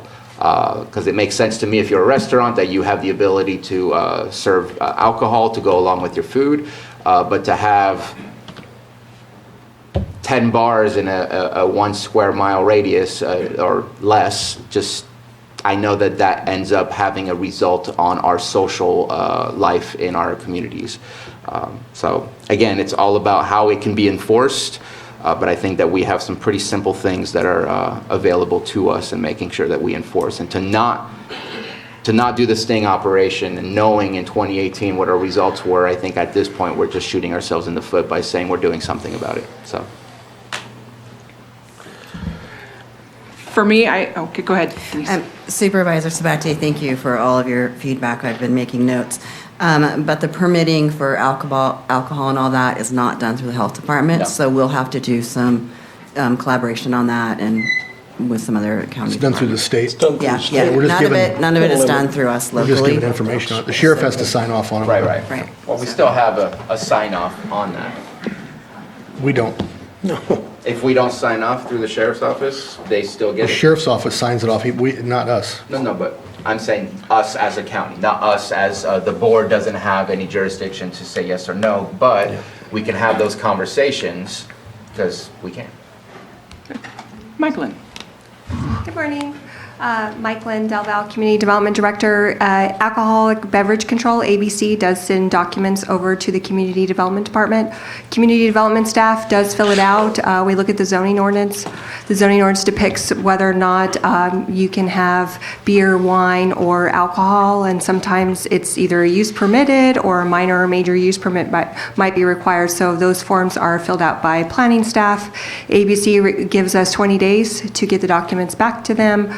As far as concentration and all of that, ABC, as I understand, is the one that depicts how many different ABC licenses are permitted within a certain area. Thank you. For myself, I think it's unacceptable that we're seeing businesses that are selling to underage and nothing's happening to them. So I would be in favor of looking at ways to have a license for this, to be able to go in and enforce and have actually real things that could happen financially, lose your license. I think we need to be protecting our youth from being able to do that, because I know if there is nothing in place, there's not going to stop them from selling to our youth. So I think that's the first thing that we need to be looking at. We already have that. We just have to enforce it. But we don't have the funding for the health department to be able to go out and do that. We have no local ordinance that gives us any regulations or rights or So we need an ordinance and we need funding. to do any of this work. The state has it, but not the locals. Yeah, it is already a state law. It's a state law, but it's Yeah. not a local ordinance. It can be enforced through the sheriff's department. The sheriff's department enforces state law, penal code, health and safety, those kind of things. So they have the ability to do that now. Just need to put together a program with the sheriff's input and figure out how to do that. Having the health department do it is just basically, do they even have arrest and citation powers? We don't have arresting citation, but we have notice of violations. We can do fines and we can pull your license with the correct ordinance written to allow us to do that. And I think they would be wanting to keep their product, so if we have some sort of enforcement, they would maybe start checking people coming in with IDs. I think that's a big one. If you lose your product to be able to sell, that's money out of your own pocket. That's why we've seen so much, on that graph, why we see so much of a reduction, because they know, and then the stings happen, and then they are cited, or they do lose their license. I think we have to continue having the sting, because I know for myself, they're for a long time, like using your credit card, they checked your IDs because credit card companies were starting to they weren't going to be paying for those if you weren't checking IDs, and that was really a big thing for a while. But I guess they stopped looking at that, and so now they're not looking at your IDs anymore when you're using a credit card. But if they know that these stings are going to continuously happen, and maybe they get dinged a couple times, that they would be making sure that they check those IDs and not be selling to underage. Supervisor Brown? Again, I think I'd be interested to hear what the sheriff has to say. I'd like to see the sheriff get involved in this discussion, because it would, ultimately be something that they would be involved in anyway if they're going to do any type level of enforcement. Maybe there's one level that they go out and issue a notice of violation or whatever. Or like Butte County did with the sheriff's department, has been very effective, been more effective, it looks like. But what I don't want it to do, you guys all know about the drug-free zone around the school, 1,000 feet away from the drug. So that was implemented in 2001, I think. You know how many arrests have been made in Lake County since 2001 on that? 0, not one. So it basically is just symbolic. And if we're really serious about curbing the issue, let's not make it symbolic. Let's get people involved that really can make a difference in it, and let's talk about it. That's what we've had year after year after year. Supervisor Simon? It's a good conversation. I agree with it being symbolic. It's going to be, a real challenge. But I think the presentations and the proposals you made today, I would definitely like to see, all of them moving forward, at least for discussion purposes as we go forward. Yeah, all four. I think the licensing part might be the opportunity there, or you can move those things forward. But also need to go forward with, if the youth wants it, they're going to get it. Ultimately, no one has said it, educating your kids at home is where the real prevention starts. Making sure that they understand the decisions they make when they're young are very important. So whether it's vaping, alcohol, drugs, whatever it is, that education starts at home. I don't care what we do up here.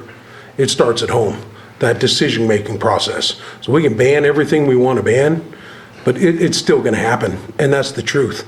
This industry started on vape. It's healthier for you. And now they've gone away from it. That was their initial sales point. If you're smoking, smoke this product, vape, it's healthier for you. So, they fed on that, and now it's the flavors. And we all smell it. You walk around, you smell blueberry. Everywhere. There is not a place in this county that I have not been that you don't smell some flavor. You're like, what the heck is that? And then you look around and there's the big vape cloud coming out. You see more people smoking in cars now with their kids as you drive around with the big vape clouds coming out. So enforcement, I think, is the good thing. Having a license that could be affected on, at least when you're talking about the vaping products, I think is very important. But it is going to be a real challenge. Currently, like I said, they do stings here every liquor license holder, 2 licenses. They come through, ABC does their checks. There are places, they post them, what happens here in Lake County, and those businesses usually keep operating. There are ways to work out of it. Now, if you're a major offender, you may have some stuff going on, but it's going to be a real challenge for enforcement. Real challenge. And for us to think up here that we can make rules to limit people's opportunities to run businesses, I totally disagree with that, completely. It's not the way the government should be working. There's opportunities for you to do things. You need to be able to do them and do them right. It comes down to a personal choice how you run your business. Think that you can limit that is unbelievable. Because I do agree, the alcohol industry is moving the same way. Now you have these new products that are called Truly. It's basically water, flavored water. Tastes like beer, I guess. So it's the next thing. You're going to try and limit those. It's going to keep selling. There's no doubt about it. So, but I do think vaping is a huge, huge problem with the youth. So I appreciate the work, but it's going to be a real challenge moving forward. I will just reiterate again, it starts at home. Decision making, from parenting. That's where it really starts. We can't control that. Each household needs to control that the best that they can. I agree with you with the education. I was really upset. I think it was back to school night or open house at Clear Lake High School. You guys came with all your information. You invited the parents to come and get the information on how to talk to your kids about vaping and smoking and how it's not good for you. And I think there was 3 of us in there. Yeah, the principal invited us to come, and she really talked it up and had it be part of it, but there's still a prevailing belief that there's no nicotine in vapes and e-cigarettes. And a lot of, we encounter that with adults and with youth. So if they think it's water vapor, they're not gonna, and if they think it's better than cigarettes. Yeah. Supervisor Brown? What is, just out of curiosity, so the city of Clear Lake, when, have they implemented that? Only under 21 or only over 21? They're looking at a tobacco retail license, and they're just starting to. That's where they're headed? They towards? have stated that they are going to pursue a tobacco retail license, yeah. Have you had discussions with Lakeport yet? No. We operate on specific public input for our objectives. So our objectives are the City of Clear Lake tobacco retail license, and also youth coalitions, which we have at 6 high schools, and also a smoke-free campus for the college.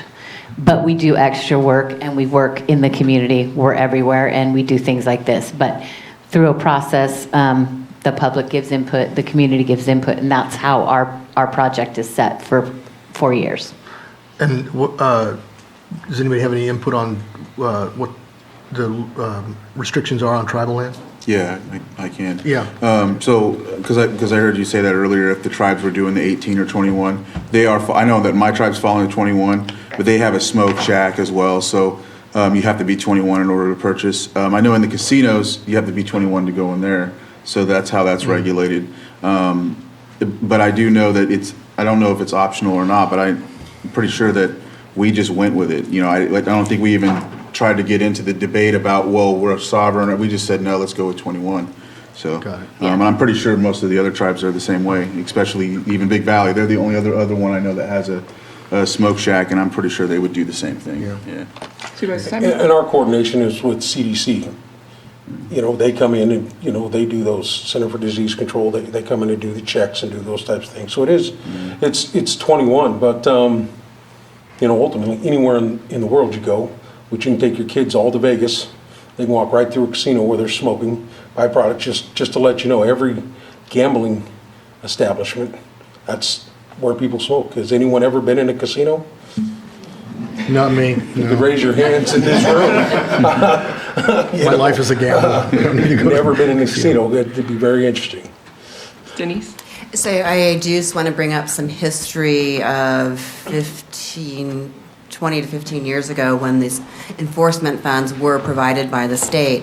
The health department did have a tobacco licensure officer that was hired in our department who went out and did this type of enforcement with the regulations that came with the enforcement funding. Of course, that funding went away about right about when I hired on about 13 years ago. So of course that program was, you know, eliminated.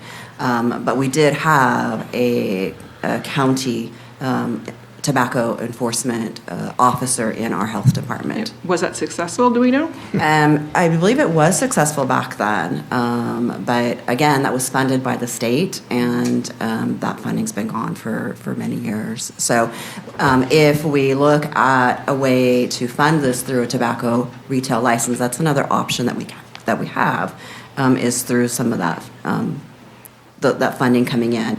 Obviously, I agree with Supervisor Brown 100%. We need to get the sheriff involved in this conversation as well, because they are out there as well. But we do have some other options that other counties have taken, where the health department's taken the lead with a collaborative effort with the sheriff. Supervisor Brown? Sorry. Oh, okay. Supervisor Sabatier?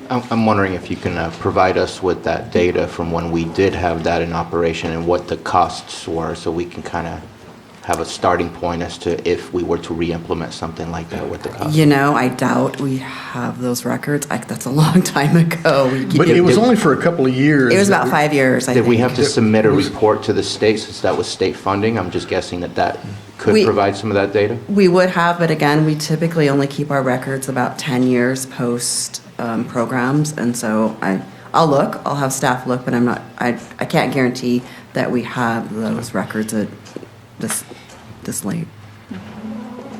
Okay, nothing further from the board. I'll open up to public. Is there any public comments or questions on this item?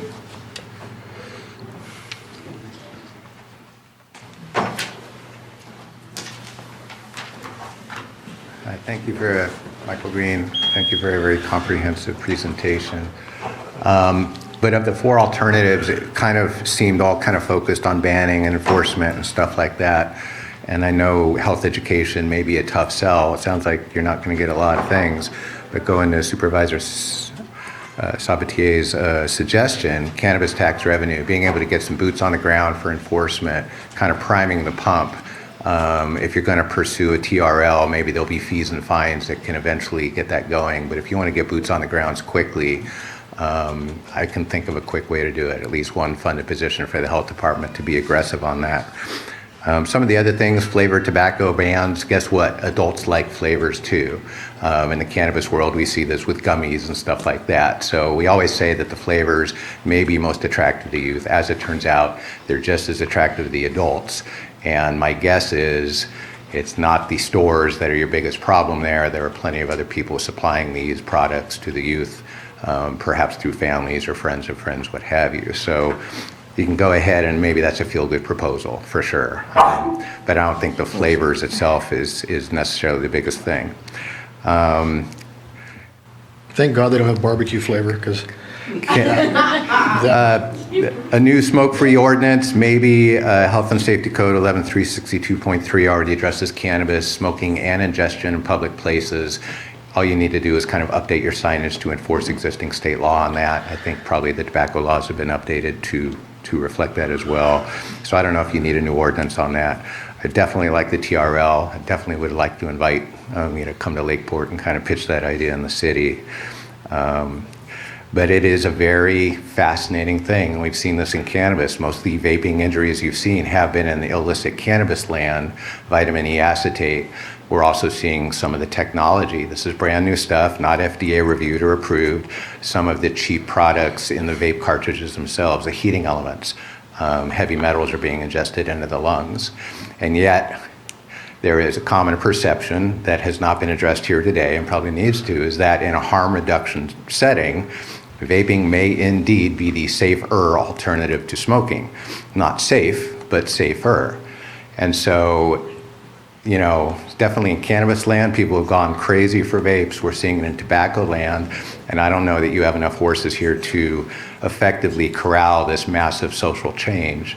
But the things I like the best in the presentation are bringing forward a TRL, possibly bringing some cannabis tax revenue to the health department to address more of a synergistic approach with cannabis and tobacco vaping, because this is a profound social change and you need to get something and you need to do it quickly. Thank you. Thank you. Any further public comment? Okay, seeing none, this was an information only, non-action, but I think you... I'd like consensus to come back with some more conversation specific and inviting those who could do the enforcement to kind of figure out what's the best avenue to go and move forward. Okay, so I heard to bring back samples of all four of the choices that we gave your board today. And I'll look for those reports and see if I can find them in our department. And I hear that we should reach out to the sheriff and to the city of Lakeport as well, correct? Definitely. I want to weigh in just because you're going to go away, unless we say something, you're going to go away with the idea that, you know, it's all good and bring it all back. I agree with Moak that banning things for businesses, whether I agree with them or not, is not the answer if there's no enforcement. We have laws already on the books, things on the books, but banning someone, and I totally respect and appreciate where you're coming from with this, Bruno, to try to, you know, limit the accessibility. But whether you have 1 or 10, the accessibility is still there. And to tell one business who would be responsible that they can't operate because another business who's irresponsible is operating with impunity, that's not good governance either. So if we're going to have these rules on the books, I think we need to enforce them rather than ban them on prospective businesses. So if I can follow up with that, I like the idea of local control and maybe looking at what San Francisco did, where we can add our zip code to say no more online purchases of these things, so we can make sure we can control it, because we can't do a sting operation on an online. And if it can work by just adding that zip code and then saying we're going to do operations to ensure that those who sell it locally are doing it right, then I think that helps us to feel like there's a better control. Maybe it's just that. Maybe it's just a feel that we're in better control, but I think if we have these sting operations and they can be done annually, that it would give us a better control. Having restrictions on a business that we can't sanction if they do it wrong is, I'm okay with looking at that. But the local businesses, just because they're selling cigarettes, and I don't, never smoked once, and so I'm not into it. But if they're selling it, legally, and they're actually regulated by ATF, maybe we should get ATF to step up and start doing their job. Maybe we're giving them a free pass. Because this whole idea of, let's create a fee that pays for another government program, again, that gets rid of the incentive to get rid of that behavior. There's no incentive to get rid of that behavior if you're funding a bureaucracy with the money that comes from that very industry. So if they're supposed to be doing this job, have them come up and explain to us what they're doing, what their actions are that they're doing, rather than just collecting money. And I'm perfectly fine with that as well. Okay. Anything further? We have direction? Okay, with that, we're going to take a 5-minute break before we go to our next item.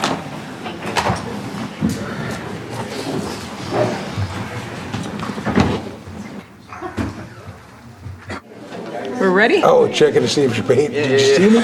Everybody's microphones back on.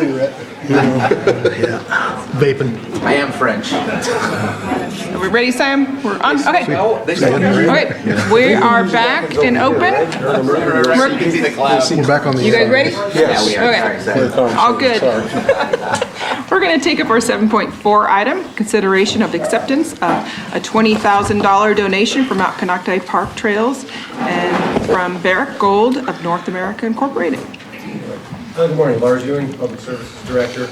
Public Services is pursuing a project to increase the trail system on the county park on Mount Canocti, so it's in the park boundaries itself.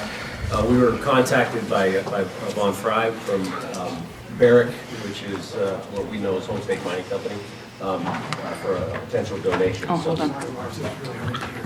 Okay. I was being snuck up on there. It was a little, so board policy is that we come to the board to accept the donation, but I think it's also worthwhile to do that to recognize the entity that is donating for this project. So at this point, that is the consideration, and if it is approved, Vaughn does have a photo opportunity if we can take that up. Okay. Is there any questions from the board? No, absolutely appreciated that. Any questions or comments from the public on this item? Seeing no movement, I'll bring it back to the board for action.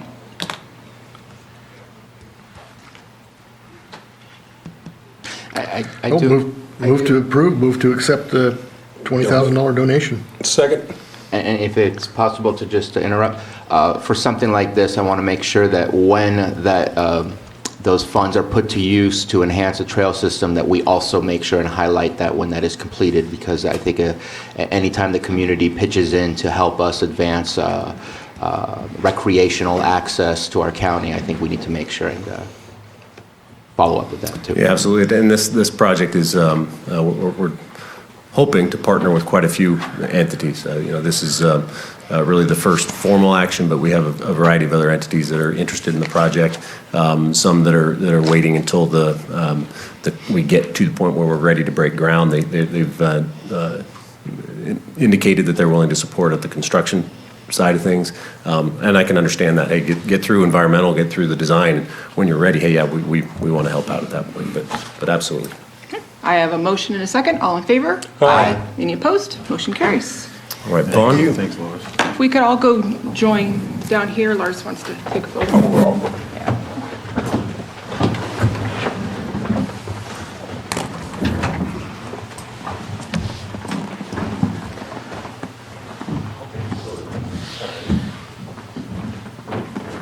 I made a really big check because, like they say, checks in the mail. Great.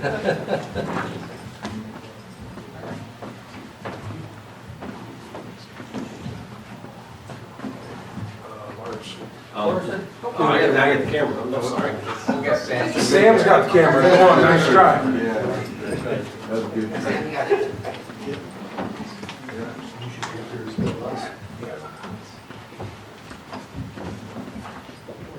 Come on, I can't see you.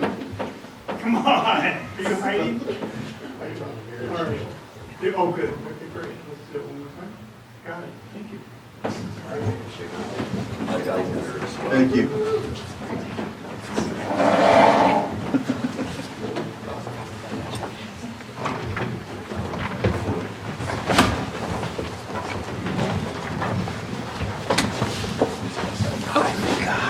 Thank you. Yep.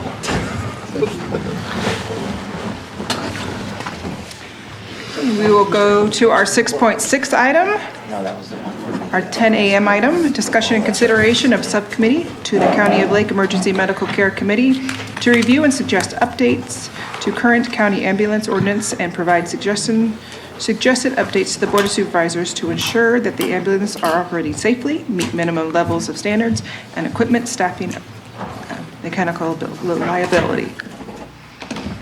Good morning, your board. Again, Denise Pomeroy, Health Services Director, here with Dr. Gary Pace, our Public Health Officer, and Jen Dowdy from Kelseyville Fire, who is also our chair of our EMCC committee at this time. So before you, your board, we'd like to request your board approve a subcommittee of the EMCC committee to review our county ambulance ordinance. The ordinance has not been revised or looked at revised since 2004. There was a committee a few years back when Dr. Tate and Jim Brown were here that did some work regarding to ambulance, and in 2012, I want to say, or 13, they put in an interim interfacility transfer operating procedure, nothing relating to the ordinance, but gave some procedures about the procedures for operating interim facility transfers, which we call IFTs. So we have a request of the board, or we want to make sure that it's open to the board or in the CIO office to have a board member sit on the subcommittee with us. I have given you a list of the current agencies that would be involved in the review of the ordinance and the IFT process, which really represents the spectrum of who's involved in this, which is the health department, the fire chiefs, of course the ambulance, EMS, the two hospitals, and the county. So our goal is to look at the ordinance. We realize it's very outdated. Regulations and processes have changed over the last 15 years.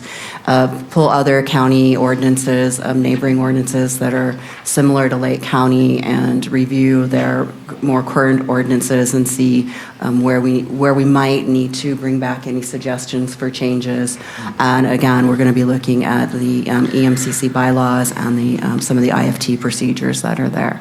And then bring back, of course, after review with county council, opportunity for your board to review and comment and make changes as appropriate. Okay. Supervisor Brown? So I was, part of the ambulance ordinance, its original version that we have right now. Actually, I don't think it was the original version, because there was one, but it was pretty loose, and we made a lot of changes and met for 3 or 4 years of meetings right back there. And so I'm trying to think of some of the things that we dealt with. It was response times, licensing, permitting, things like that. And nothing's standing out that wouldn't be relevant today. Is there an example of some of that you guys have? Well, some of the examples that we're looking at the EMCC committee is we've been working with the 2 emergency room departments, the health department, and all of the fire chiefs and EMS on the response times issues. Like, we have not been meeting regularly the response times that's set in the ordinance, and now we're, after a year of reviewing this and filling in as many gaps as we can throughout the agencies, we're wondering if the response time is reasonable. as we've had such a decrease within our ambulances that we have within our county. We also haven't looked at the fees since then either. So the fees also, which is part of the ordinance, has not been updated or revised since 2004. So we just want to take the opportunity as the EMCC committee to do our due diligence and make sure that we're looking at the processes and being transparent and keeping these things up to date. Okay, and I don't have a problem with that. I think that's a good idea to do with any ordinance, but if you're not meeting the terms of the ordinance through in this example, in the response times, you don't change the ordinance to fix whatever violations are occurring. It's, so I guess it's time to look at that, but that was one of the things that I was wondering about, is that, I know there were some issues, and the board, at the time, Jeff Smith and I were asking, hospitals, give us those examples, and they did for a little while, and then they went away. So there's no way to correct it, and that's what really needs to happen in this case. A lot of that needs to be corrected, but it is time to review it. The thing that, I'll just leave it at that. I'd like to be a part of that for the short time that I have left, just because of the historical knowledge of the original intention of a lot of that, because I think the original intention is still there. Nothing's changed on that. The concern that we had back then was private ambulances coming in, and they had a lot of staff that didn't know the area. And, so their response times were delayed because they were taking the wrong route. Right, I mean, you were there through part of it. Sam was the representative at the time, but that was the issue, and so, And our issues now have changed a lot in regard to, we're looking at more of the interfacility side. Our interfacility side has become a big issue. We're dealing with more patients being shipped out of the county because of the services provided. So those are a lot of the data we're looking at mostly. Yeah. Well, that's where the funding is too, so. Right, so we're looking at a lot of the interfacility data. We're producing a lot of numbers. We do have 2 transfer centers. They're able to provide us with that data. So we do have a lot more data than, say when we went back and looked at it back then. So we have a lot of information to provide. Yeah. Well, we didn't have Google Maps back then, things like that, MapQuest, and that makes a big difference when you're getting direction.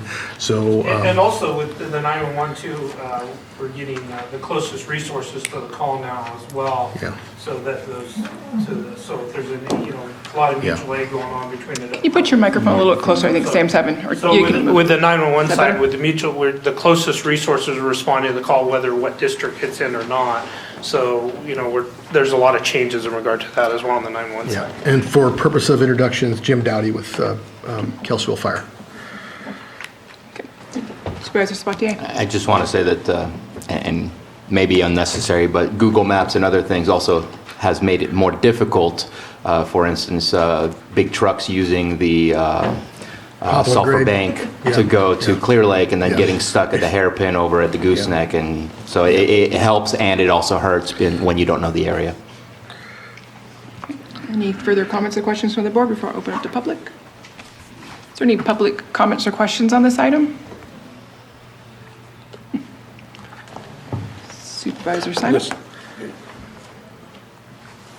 Rob, you're still interested in being on this committee? Yeah, of course, yeah, I am. I think it should, I think you're going to make your recommendations at the next board meeting for that, so that anybody else that may be interested too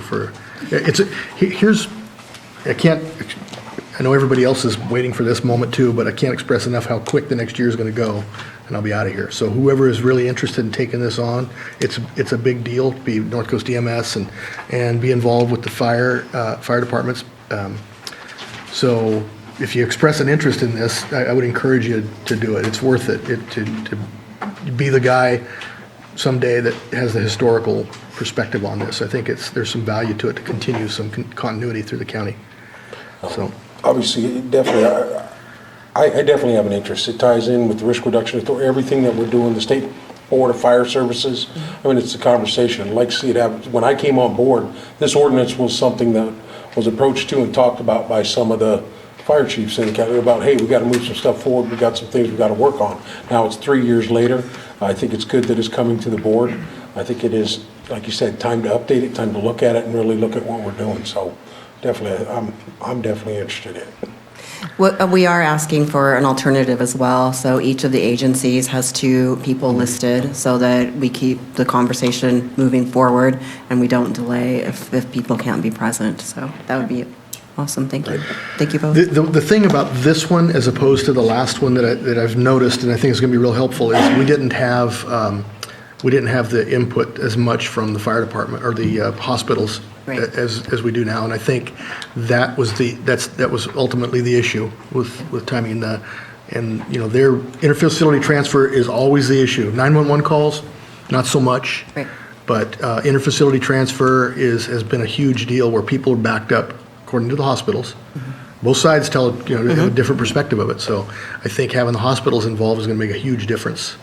Yeah, and we've worked on that really hard over the last year through the EMCC committee, and we do have commitment from both emergency room departments, and they are attending the meetings as well as behavioral health are attending. So we have a good collaborative effort right now to take the opportunity to look at this. Okay. So if there's nothing further, somebody can make a motion to create a subcommittee? I do have one more question. Let me just look at this real quick here. Okay.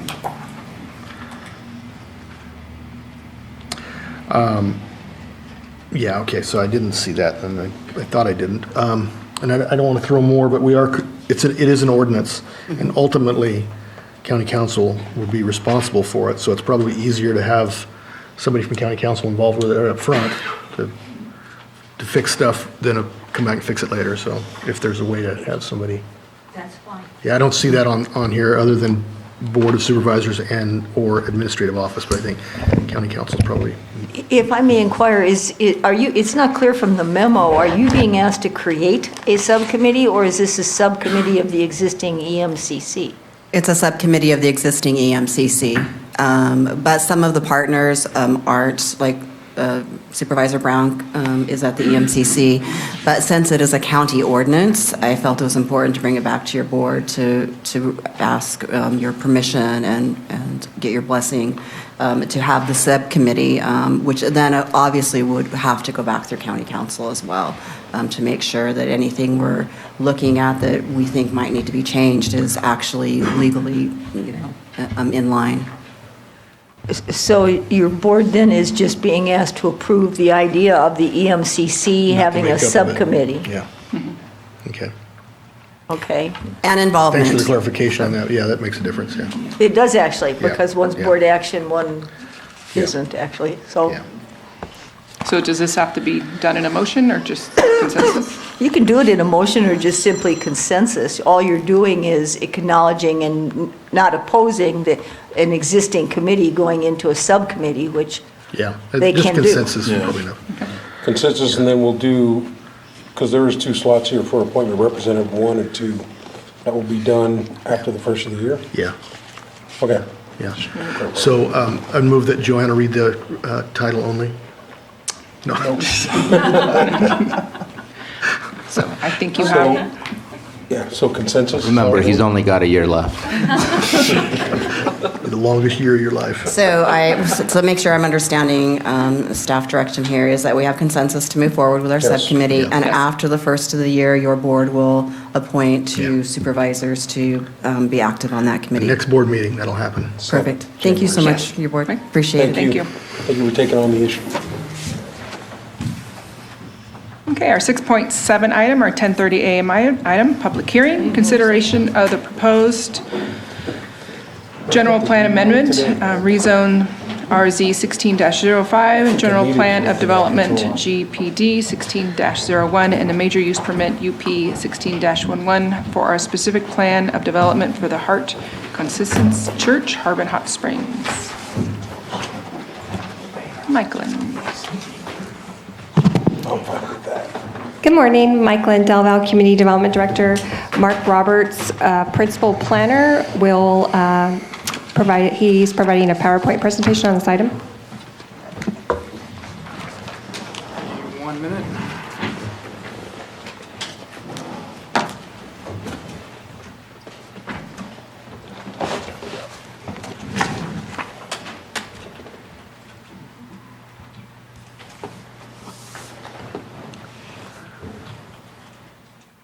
Can everybody hear me okay? Yes. Good morning, everybody. So this is for Harbin Hot Springs. So for the overall, the Valley Fire of 2015 was devastating to Harbin Hot Springs Resort. Approximately 95% of the resort's development was either destroyed or severely damaged. Prior to the fire, Harbin Hot Springs was a mixed-use commercial resort with various overnight accommodations such as spa facilities, educational seminars, special events, and restaurants. Since the Valley Fire, Harbin has been working closely with the county in the rebuilding and the developmental efforts of the resort. So the applicant's requesting approval of a general plan amendment, a rezone, a general plan of development, and a major use permit for a specific plan of development to allow the mixed-use commercial resort with overnight accommodations. The applicant is requesting approval of the following. So for the general plan amendment, parcel number 014-24010, the current general plan destination is rural lands and resource conservation, and they're proposing it to be resort commercial with the overlay of resort conservation. Parcel number 013-00924 is currently resource conservation, and they want to add, switch it to resort commercial with the overlay of resource conservation. The rezone request for parcel number 014-24010, the current zoning destination is RL, Rural Lands, SC, Scenic Combining, and WW Waterway. And they want to propose it to be PDC, which is Plan Development Commercial, with the overlay districts.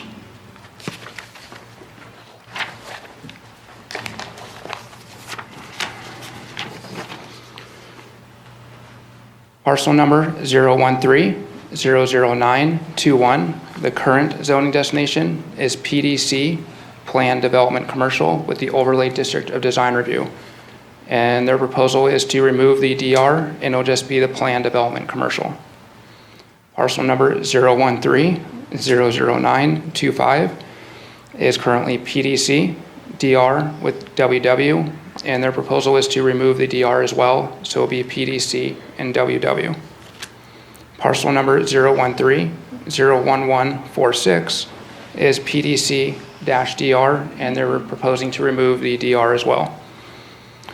And the last parcel is 013-00924, and it's PDC-DR-WW, and they're proposing to be PDC-WW. So they're for their general plan and specific plan of development. It's a mixed-use commercial resort with various overnight accommodations, including but not limited to the hot spring pools, the cold swimming pools, and cold plunges, day use facilities, conference centers and workshop facilities with educational seminars, organic food market and restaurants, lounge areas, a video theater, coffee shop, and various recreational classes. Some of the supporting infrastructure for the proposed mixed-use commercial resort would include like a maintenance and warehouse infrastructure, and then various administrative buildings that would support the use. There would also be on-site staff housing, and those include one-bedroom cabins, one-bedroom duplexes, and two-bedroom cabins, and two buildings with private rooms and a common facility area. Then there's going to be the operations and maintenance of the resort development. And this would be performed by the Harbin Springs staff, employees, and then residents, members, and local members of the community as well.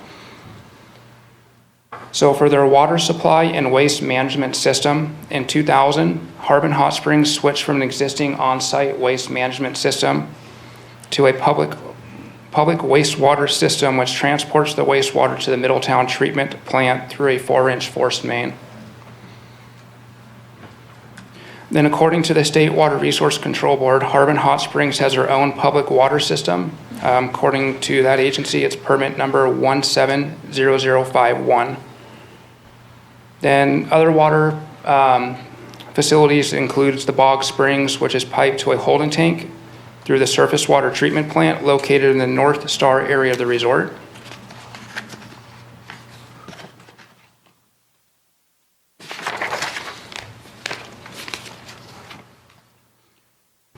And then the resort has a supplemental water source, commonly known as well number 1, and the West Ridge Spring.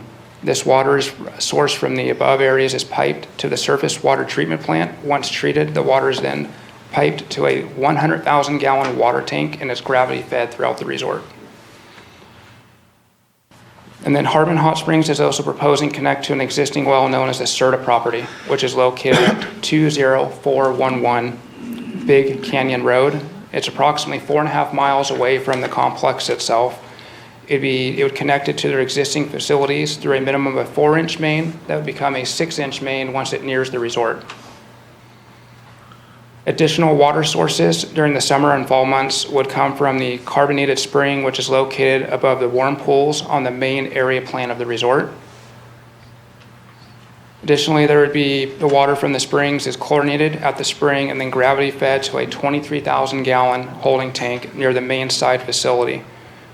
And then once it's chlorinated, the water is then gravity fed to the main side of the facility area.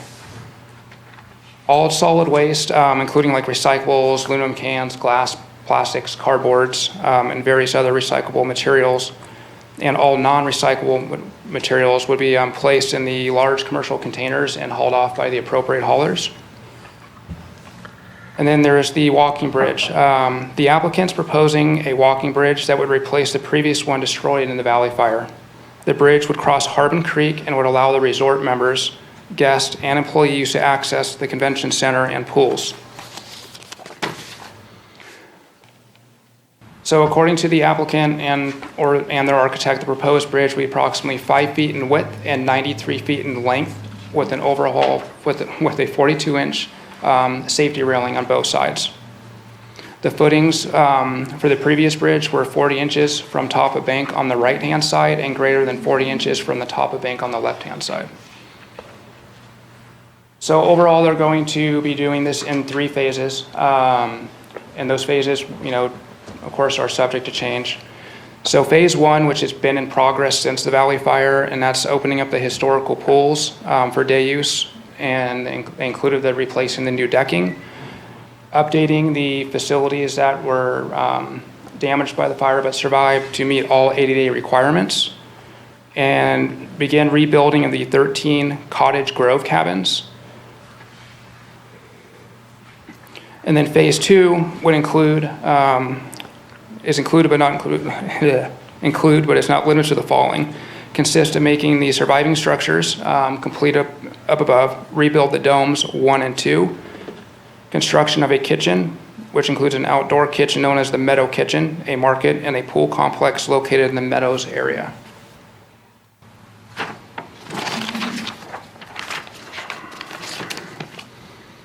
Then phase 3 would consist of rebuilding the remaining structures to make Harbin Springs fully operational, which includes like the main facilities, and, room structures, the restrooms, the welcoming center, the restaurants, the theater, the coffee shop, the library, the event center, and the temple. This phase would also consist of rebuilding the staff housing that once existed. And once phase 3 is completed, there'd be approximately 225 to 250 staff members with that phase. So on June 13th of 2019, the project was taken before the Planning Commission. June 27th. And the Planning Commission took the following actions. They adopted a mitigated negative declaration based on initial study IS 16-22 for a major use permit UP 16-11 for the Pacific Plan of Development. Approved major use permit UP 16 for the Pacific Plan of Development. And then the following condition was added. It's A17. It's that pretty much summarizes the Pacific Plan of Development does not become valid and or effective until the general plan of amendment, rezone, and general plan of development is approved by the board. So these are just some of the existing zoning maps, just so you have more of the reference. The project parcels themselves are highlighted in yellow. And then this is the same for the general plan. And this is what the submitted plans would look like. I wish I can zoom in a little more. You can see it's broken up into sections.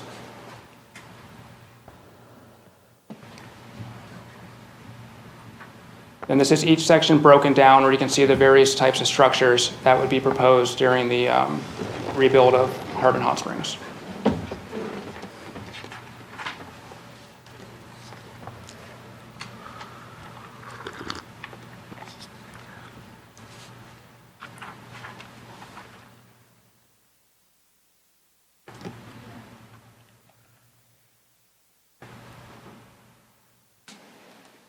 And this is the CERTA line that would be the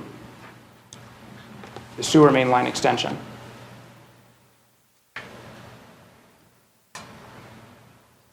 And these are like the preliminary drawings of and/or elevations of the proposed structures that would be rebuilt.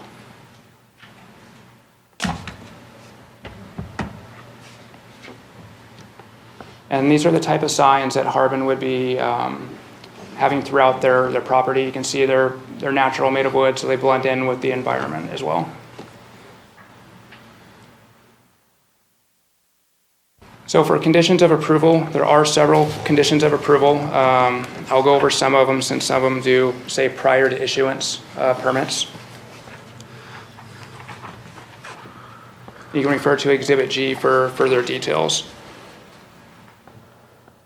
So we have some that say, like, prior to any ground disturbance, they need to do a serpentine dust control plan with the Lake County Air Quality Management District, a dust mitigation plan. Prior to the building permit finals, they need to meet all requirements of CAL FIRE's 4290 and 4291 standards. Prior to any grading and/or ground disturbance, they need to use base rock shall be placed during any initial grading to help minimize dust generation. For biological, we have the standard one for fish and game, that this use permit approval shall not become effective, operative, vested, or final until the appropriate fee has been submitted.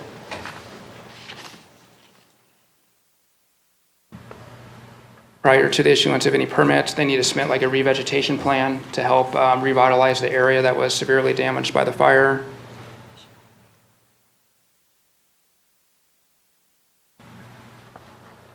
And during the course of the review process, I have shared all the conditions of approval prior to the Planning Commission hearing with the applicant themselves and worked closely with them in the rebuilding efforts of Harbin. And then, prior to issuance of any building permits, that they obtain all necessary permits from Public Works for any and/or Caltrans if there's going to be any work within the right-of-way. So that's just some of the conditions of approval. Like I mentioned, there's quite a few of them, but it just kind of gives you a general idea of those. So for conformity, Lake County General Plan. So the land use designation on this site is resort commercial, resource conservation, and rural lands. Resort commercial basically allows a variety of commercial uses.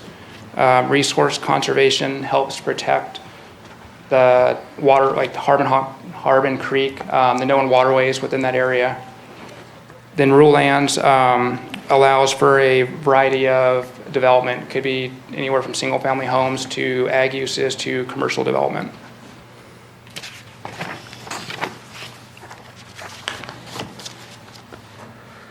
So one of the goal in the general plan, it's the County Lake General Plan, Chapter 3. It's Section 3.9, Economic Development. Its goal LU-6 is to maintain a healthy and diverse local economy that meets the present and future employment, shopping, recreational, and service needs of Lake County residents. And then policy LU 6.3, resort uses, states the county shall consider private and nonprofit, quasi-public and private developments which have similar use characteristics in resort areas. And then Harbin Hot Springs has been a vital role in the development of Lake County since it was founded in 1856 and gradually increased in size until it became one of the county's largest resorts. By revitalizing Harbin Hot Springs, it would bring a diversified economic basis, provide local residents and/or guests with a variety of resort amenities that the county once had. So for the Middletown Area Plan, Chapter 2, it's Section 2.3, History and Development, kind of goes over how summarizing how important the hot springs were to the county since the 1800s and prior to that as well. And then Chapter 5.1, Economy. The goal of this chapter is to address the challenges and opportunities of economic development in the Middletown planning area, such as having a strong level of community participation and desired areas to help implement and balance a diverse mix of manufacturing, residential, tourism, and agriculturally based beneficial developments. So one of the objectives in the Middletown area plan, it's objective 5.1.4, encourage commercial development and community enhancement projects aimed at drawing tourist and special events to the planning area. It's policy 5.1.4C, encourage development of additional lodging units to serve a range of visitors from camping, family-oriented motels, luxury resorts, and a conference center. So as previously mentioned, Harbin's been a vital role since the 1856, and it grew into one of the largest resorts. And by allowing this development, it would bring a family-oriented and diverse resort development to our county that we once had. So for zoning ordinance, for Article 7, rural lands, zoning districts, the purpose of rural lands is to provide resource-related and/or residential uses of the county's undeveloped lands. These lands are generally remote and often characterized by steep topography, potential fire hazards, and have limited access. So the project parcels are located in a rural area of the county. The slope, it ranges from approximately 20% to greater than 30%, depending on where you are on the slope. They're accessible from Harbin Hot Springs Road and Harbin Hot Springs Annex, which are both county-maintained roads. The applicant is requesting approval of a rezone of APN 014-24010 from RL SC-WW, which is Rural Lands Scenic Combining Waterway, to PDC WWSC. But it is in conformance with the remaining articles of 37, which helps protect waterways, and there are conditions of approval in place. So for environmental analysis, the California Environmental Quality Act requires agencies to evaluate the environmental implications of their actions. Initial study was done for the Heart Conscious Church, known as Harbin Hot Springs, and all potential impacts have been reduced to less than insignificant with the incorporated mitigation measures that are included in the conditions of approval. The areas below: aesthetics, air quality, biological, cultural, tribal resources, geology, soils, hazards and hazardous materials, hydrology and water quality and noise, all had mitigation measures that have been incorporated. So findings of approval.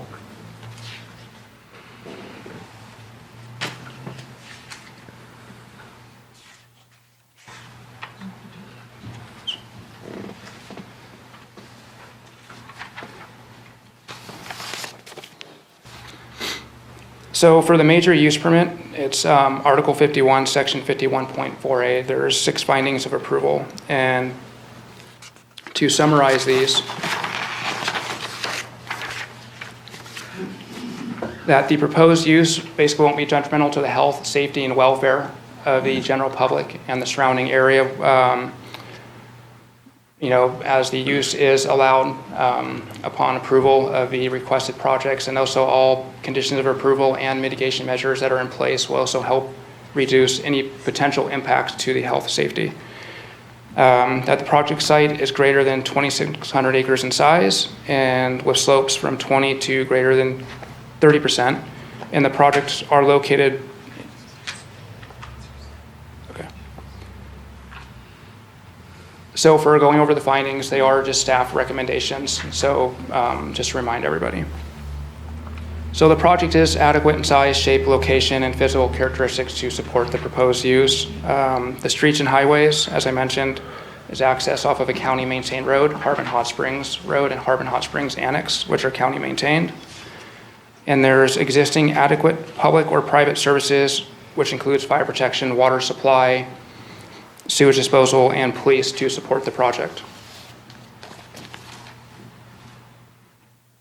And it is in conformance upon issuance of the general plan amendment, rezone, general plan of development, and major use permit for the Pacific Plan of Development. Would ensure consistency with the Lake County General Plan, the area plan, and the zoning ordinance. And there's no known violations at this time.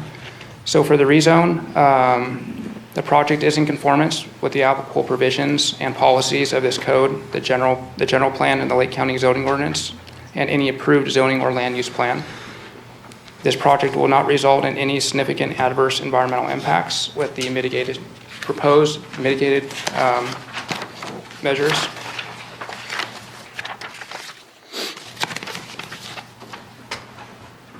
And that the project is in conformance with the applicable provisions and policies of this code.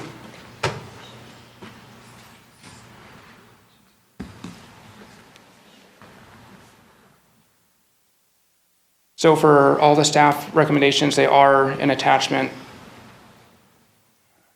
Exhibit B of the Board of Supervisors memo. There is attachments 1 through 12 through there as well.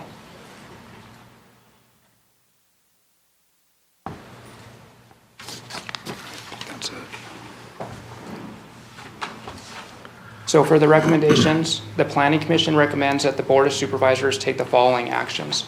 Adopt a mitigated negative declaration based on initial study IS 16-22 for General Plan Amendment GPAP 16-08, Rezone RZ 16-05, and General Plan of Development GPD 16-01, and approve General Plan Amendment GPAP 16-01, approve Rezone RZ 16-01, and approval of General Plan of Development GPD 16-01.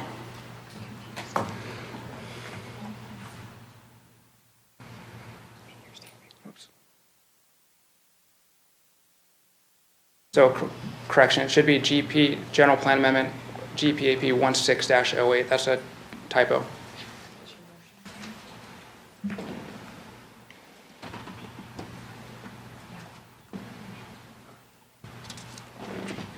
And that's it. Any questions? I'll let Carmen turn the lights back on. Any comments and questions from the board? I have the applicant's sheet Okay. here as well to clarify specific questions about the operation as well. Well, if there's anything you'd like to add or? Just we really want to move forward with the building. Harbor Springs is open now, the pools are open, and the 15 Cottage Grove cabins are also open. And then we will have additional 15 rooms for the domes part of the facilities very soon, perhaps in the next couple of months. And then the major phase of rebuilding, we are just getting ready to start with the approval of the general plan. So we just want to restore Harbor Springs back to where it was before the fire. Anything from the board before I open up to public comment? Supervisor Sabatier? So if I may ask, so there's no new additions coming in compared to what it was before? It's really a rebuild? I thought there was some new stuff coming in. It's basically a rebuild. There are no substantial addition to the facilities, and there may be some additional lodging, but that may be like in the distant future. Gotcha. As part of general plan, we have proposed a little bit more than what was there before, and I don't know when we'll be able to get back to a full rebuild. But our initial ideas are to rebuild Harbor to what was there before. And those are the different phases that Mark was mentioning, that Yes. the possible future phases. Yeah. And I have a question for you, Mark. Just to kind of understand the obvious, but I just want to put it out there just to make sure I understand correctly. Some of the neighboring parcels already were PDC. The others were rural land. We're looking to amend the zoning to make it PDC as well, because PDC offers more flexibility in what can happen on those parcels. And by marrying all those to be under the same zoning, it allows for the rebuild to occur. So I guess my question is, how was the original build allowed if now we have to rezone? Was there a rezoning that occurred where the original build-out was already there and it would have changed what could be there if it had to rebuild? Like, why do we have to rezone on something that was already there, I guess is my question. I can answer that question. Rezoning was to remove the word DR in the zoning classification because design review. Yeah. And initially it was taken that we had to provide detailed architectural design during the general plan of development. Typically this happens like, when you're actually designing the buildings. And the only way then it was thought that if the DR designation was removed, obviously we'll provide all the architectural designs after, when we submit them for the permit.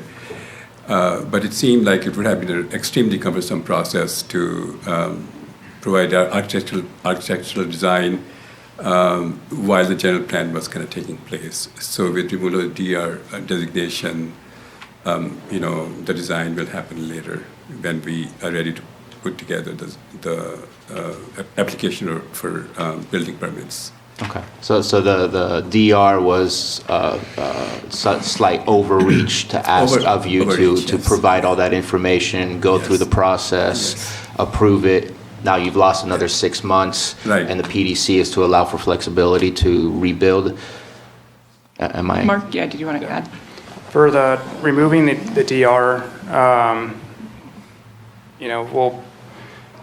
with the Middletown area plan, there's, with the commercial design guidelines, it becomes a little more stringent. So by removing the DR and then rezoning everything to PC, like you're mentioning, it allows for more of a general perspective or general idea for the commercial development. They did add one parcel, I believe is the parcel in the rear, where they're going to move the back of house operations. So like the maintenance facilities and everything, is it located in the rear portion of the resort and away from the resort amenities.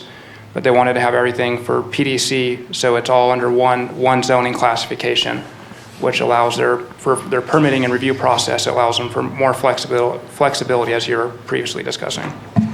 Just wanted to further expand upon that a little bit. So the PDC allows, there's 4 different commercial designations that you can add to the underlie. So you can have the PDC zoning district, and then you can have 4 different general plan designations under the PDC that allows more flexibility in development. So that's the benefit of having a PDC.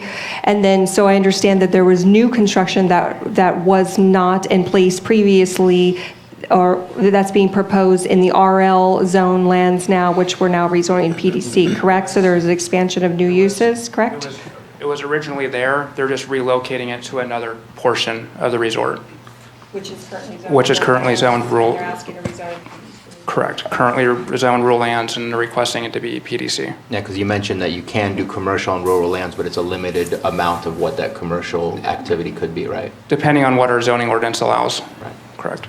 Yeah, in rural lands, you can apply for a major use permit for resort uses.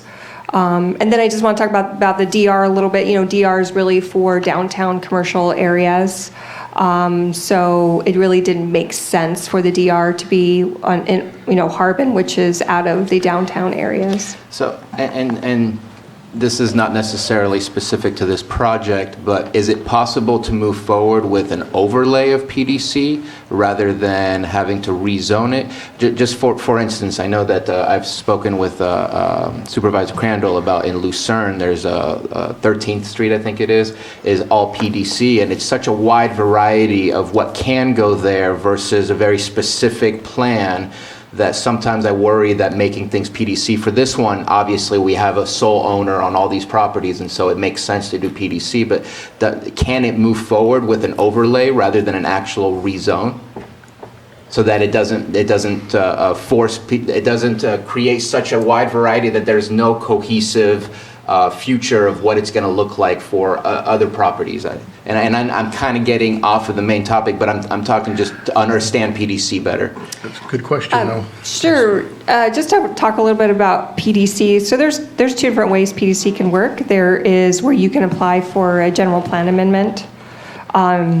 As I mentioned in the zoning ordinance, there's 4 different commercial zones that you can amend, and your project would need to be consistent with that general plan designation.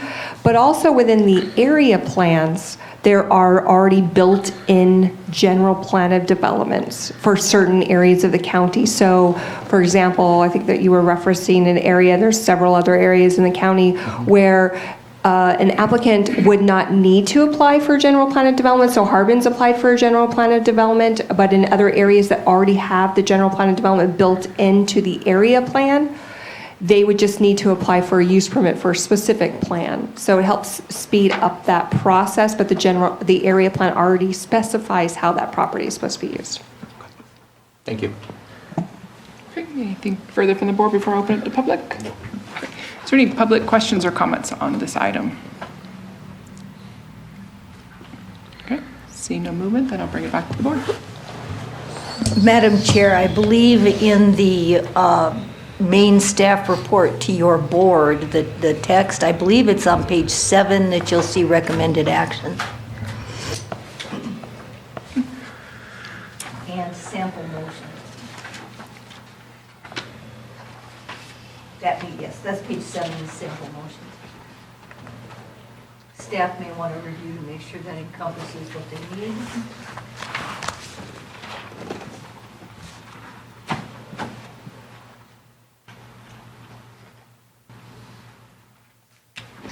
What was that, Exhibit A? Here.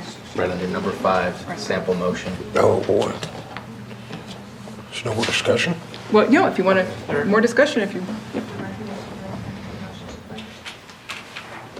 Correct. So over on page 7 of the board memo, it's recommendation B. It states currently approved general plan amendment GPAP 16-01 for the following reasons. It should be amended to approve general plan amendment GPAP 16-08 for the following reasons.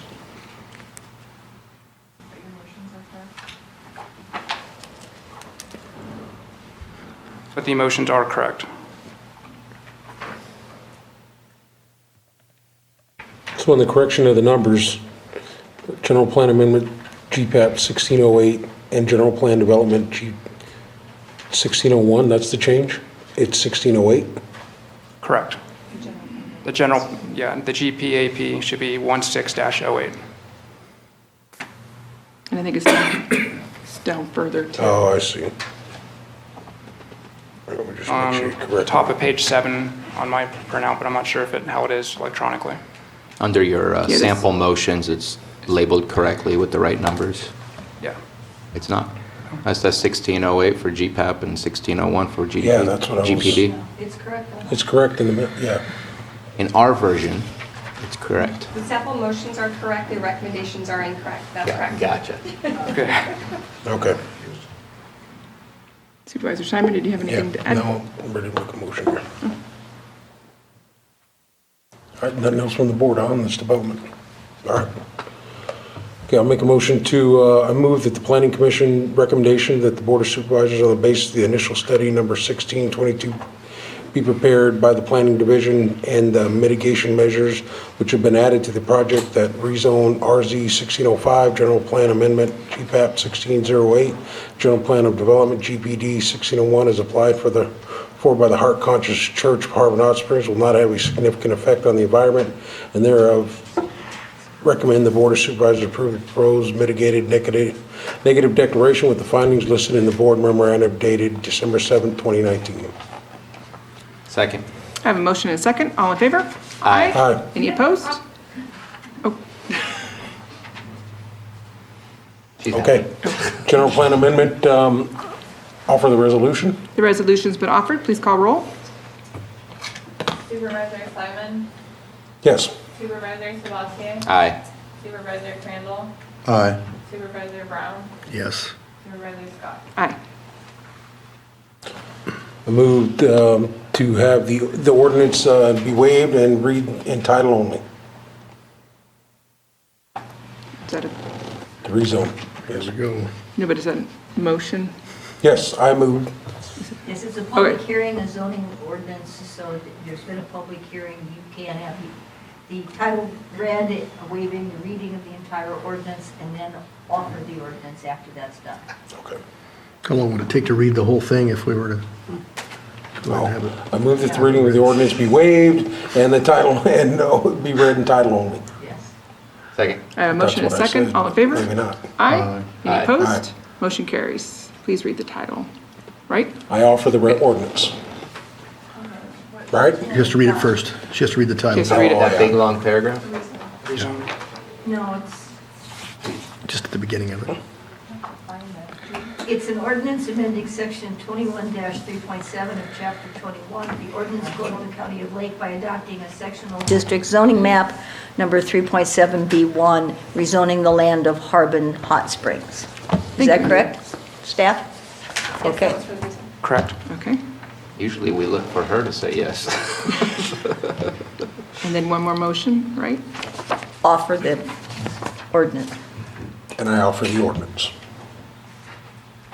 Ordinance been offered. Please call roll. Supervisor Simon? Yes. Supervisor Sabatier? Aye. Supervisor Crandall? Aye. Supervisor Brown? Yep. Supervisor Scott? Aye.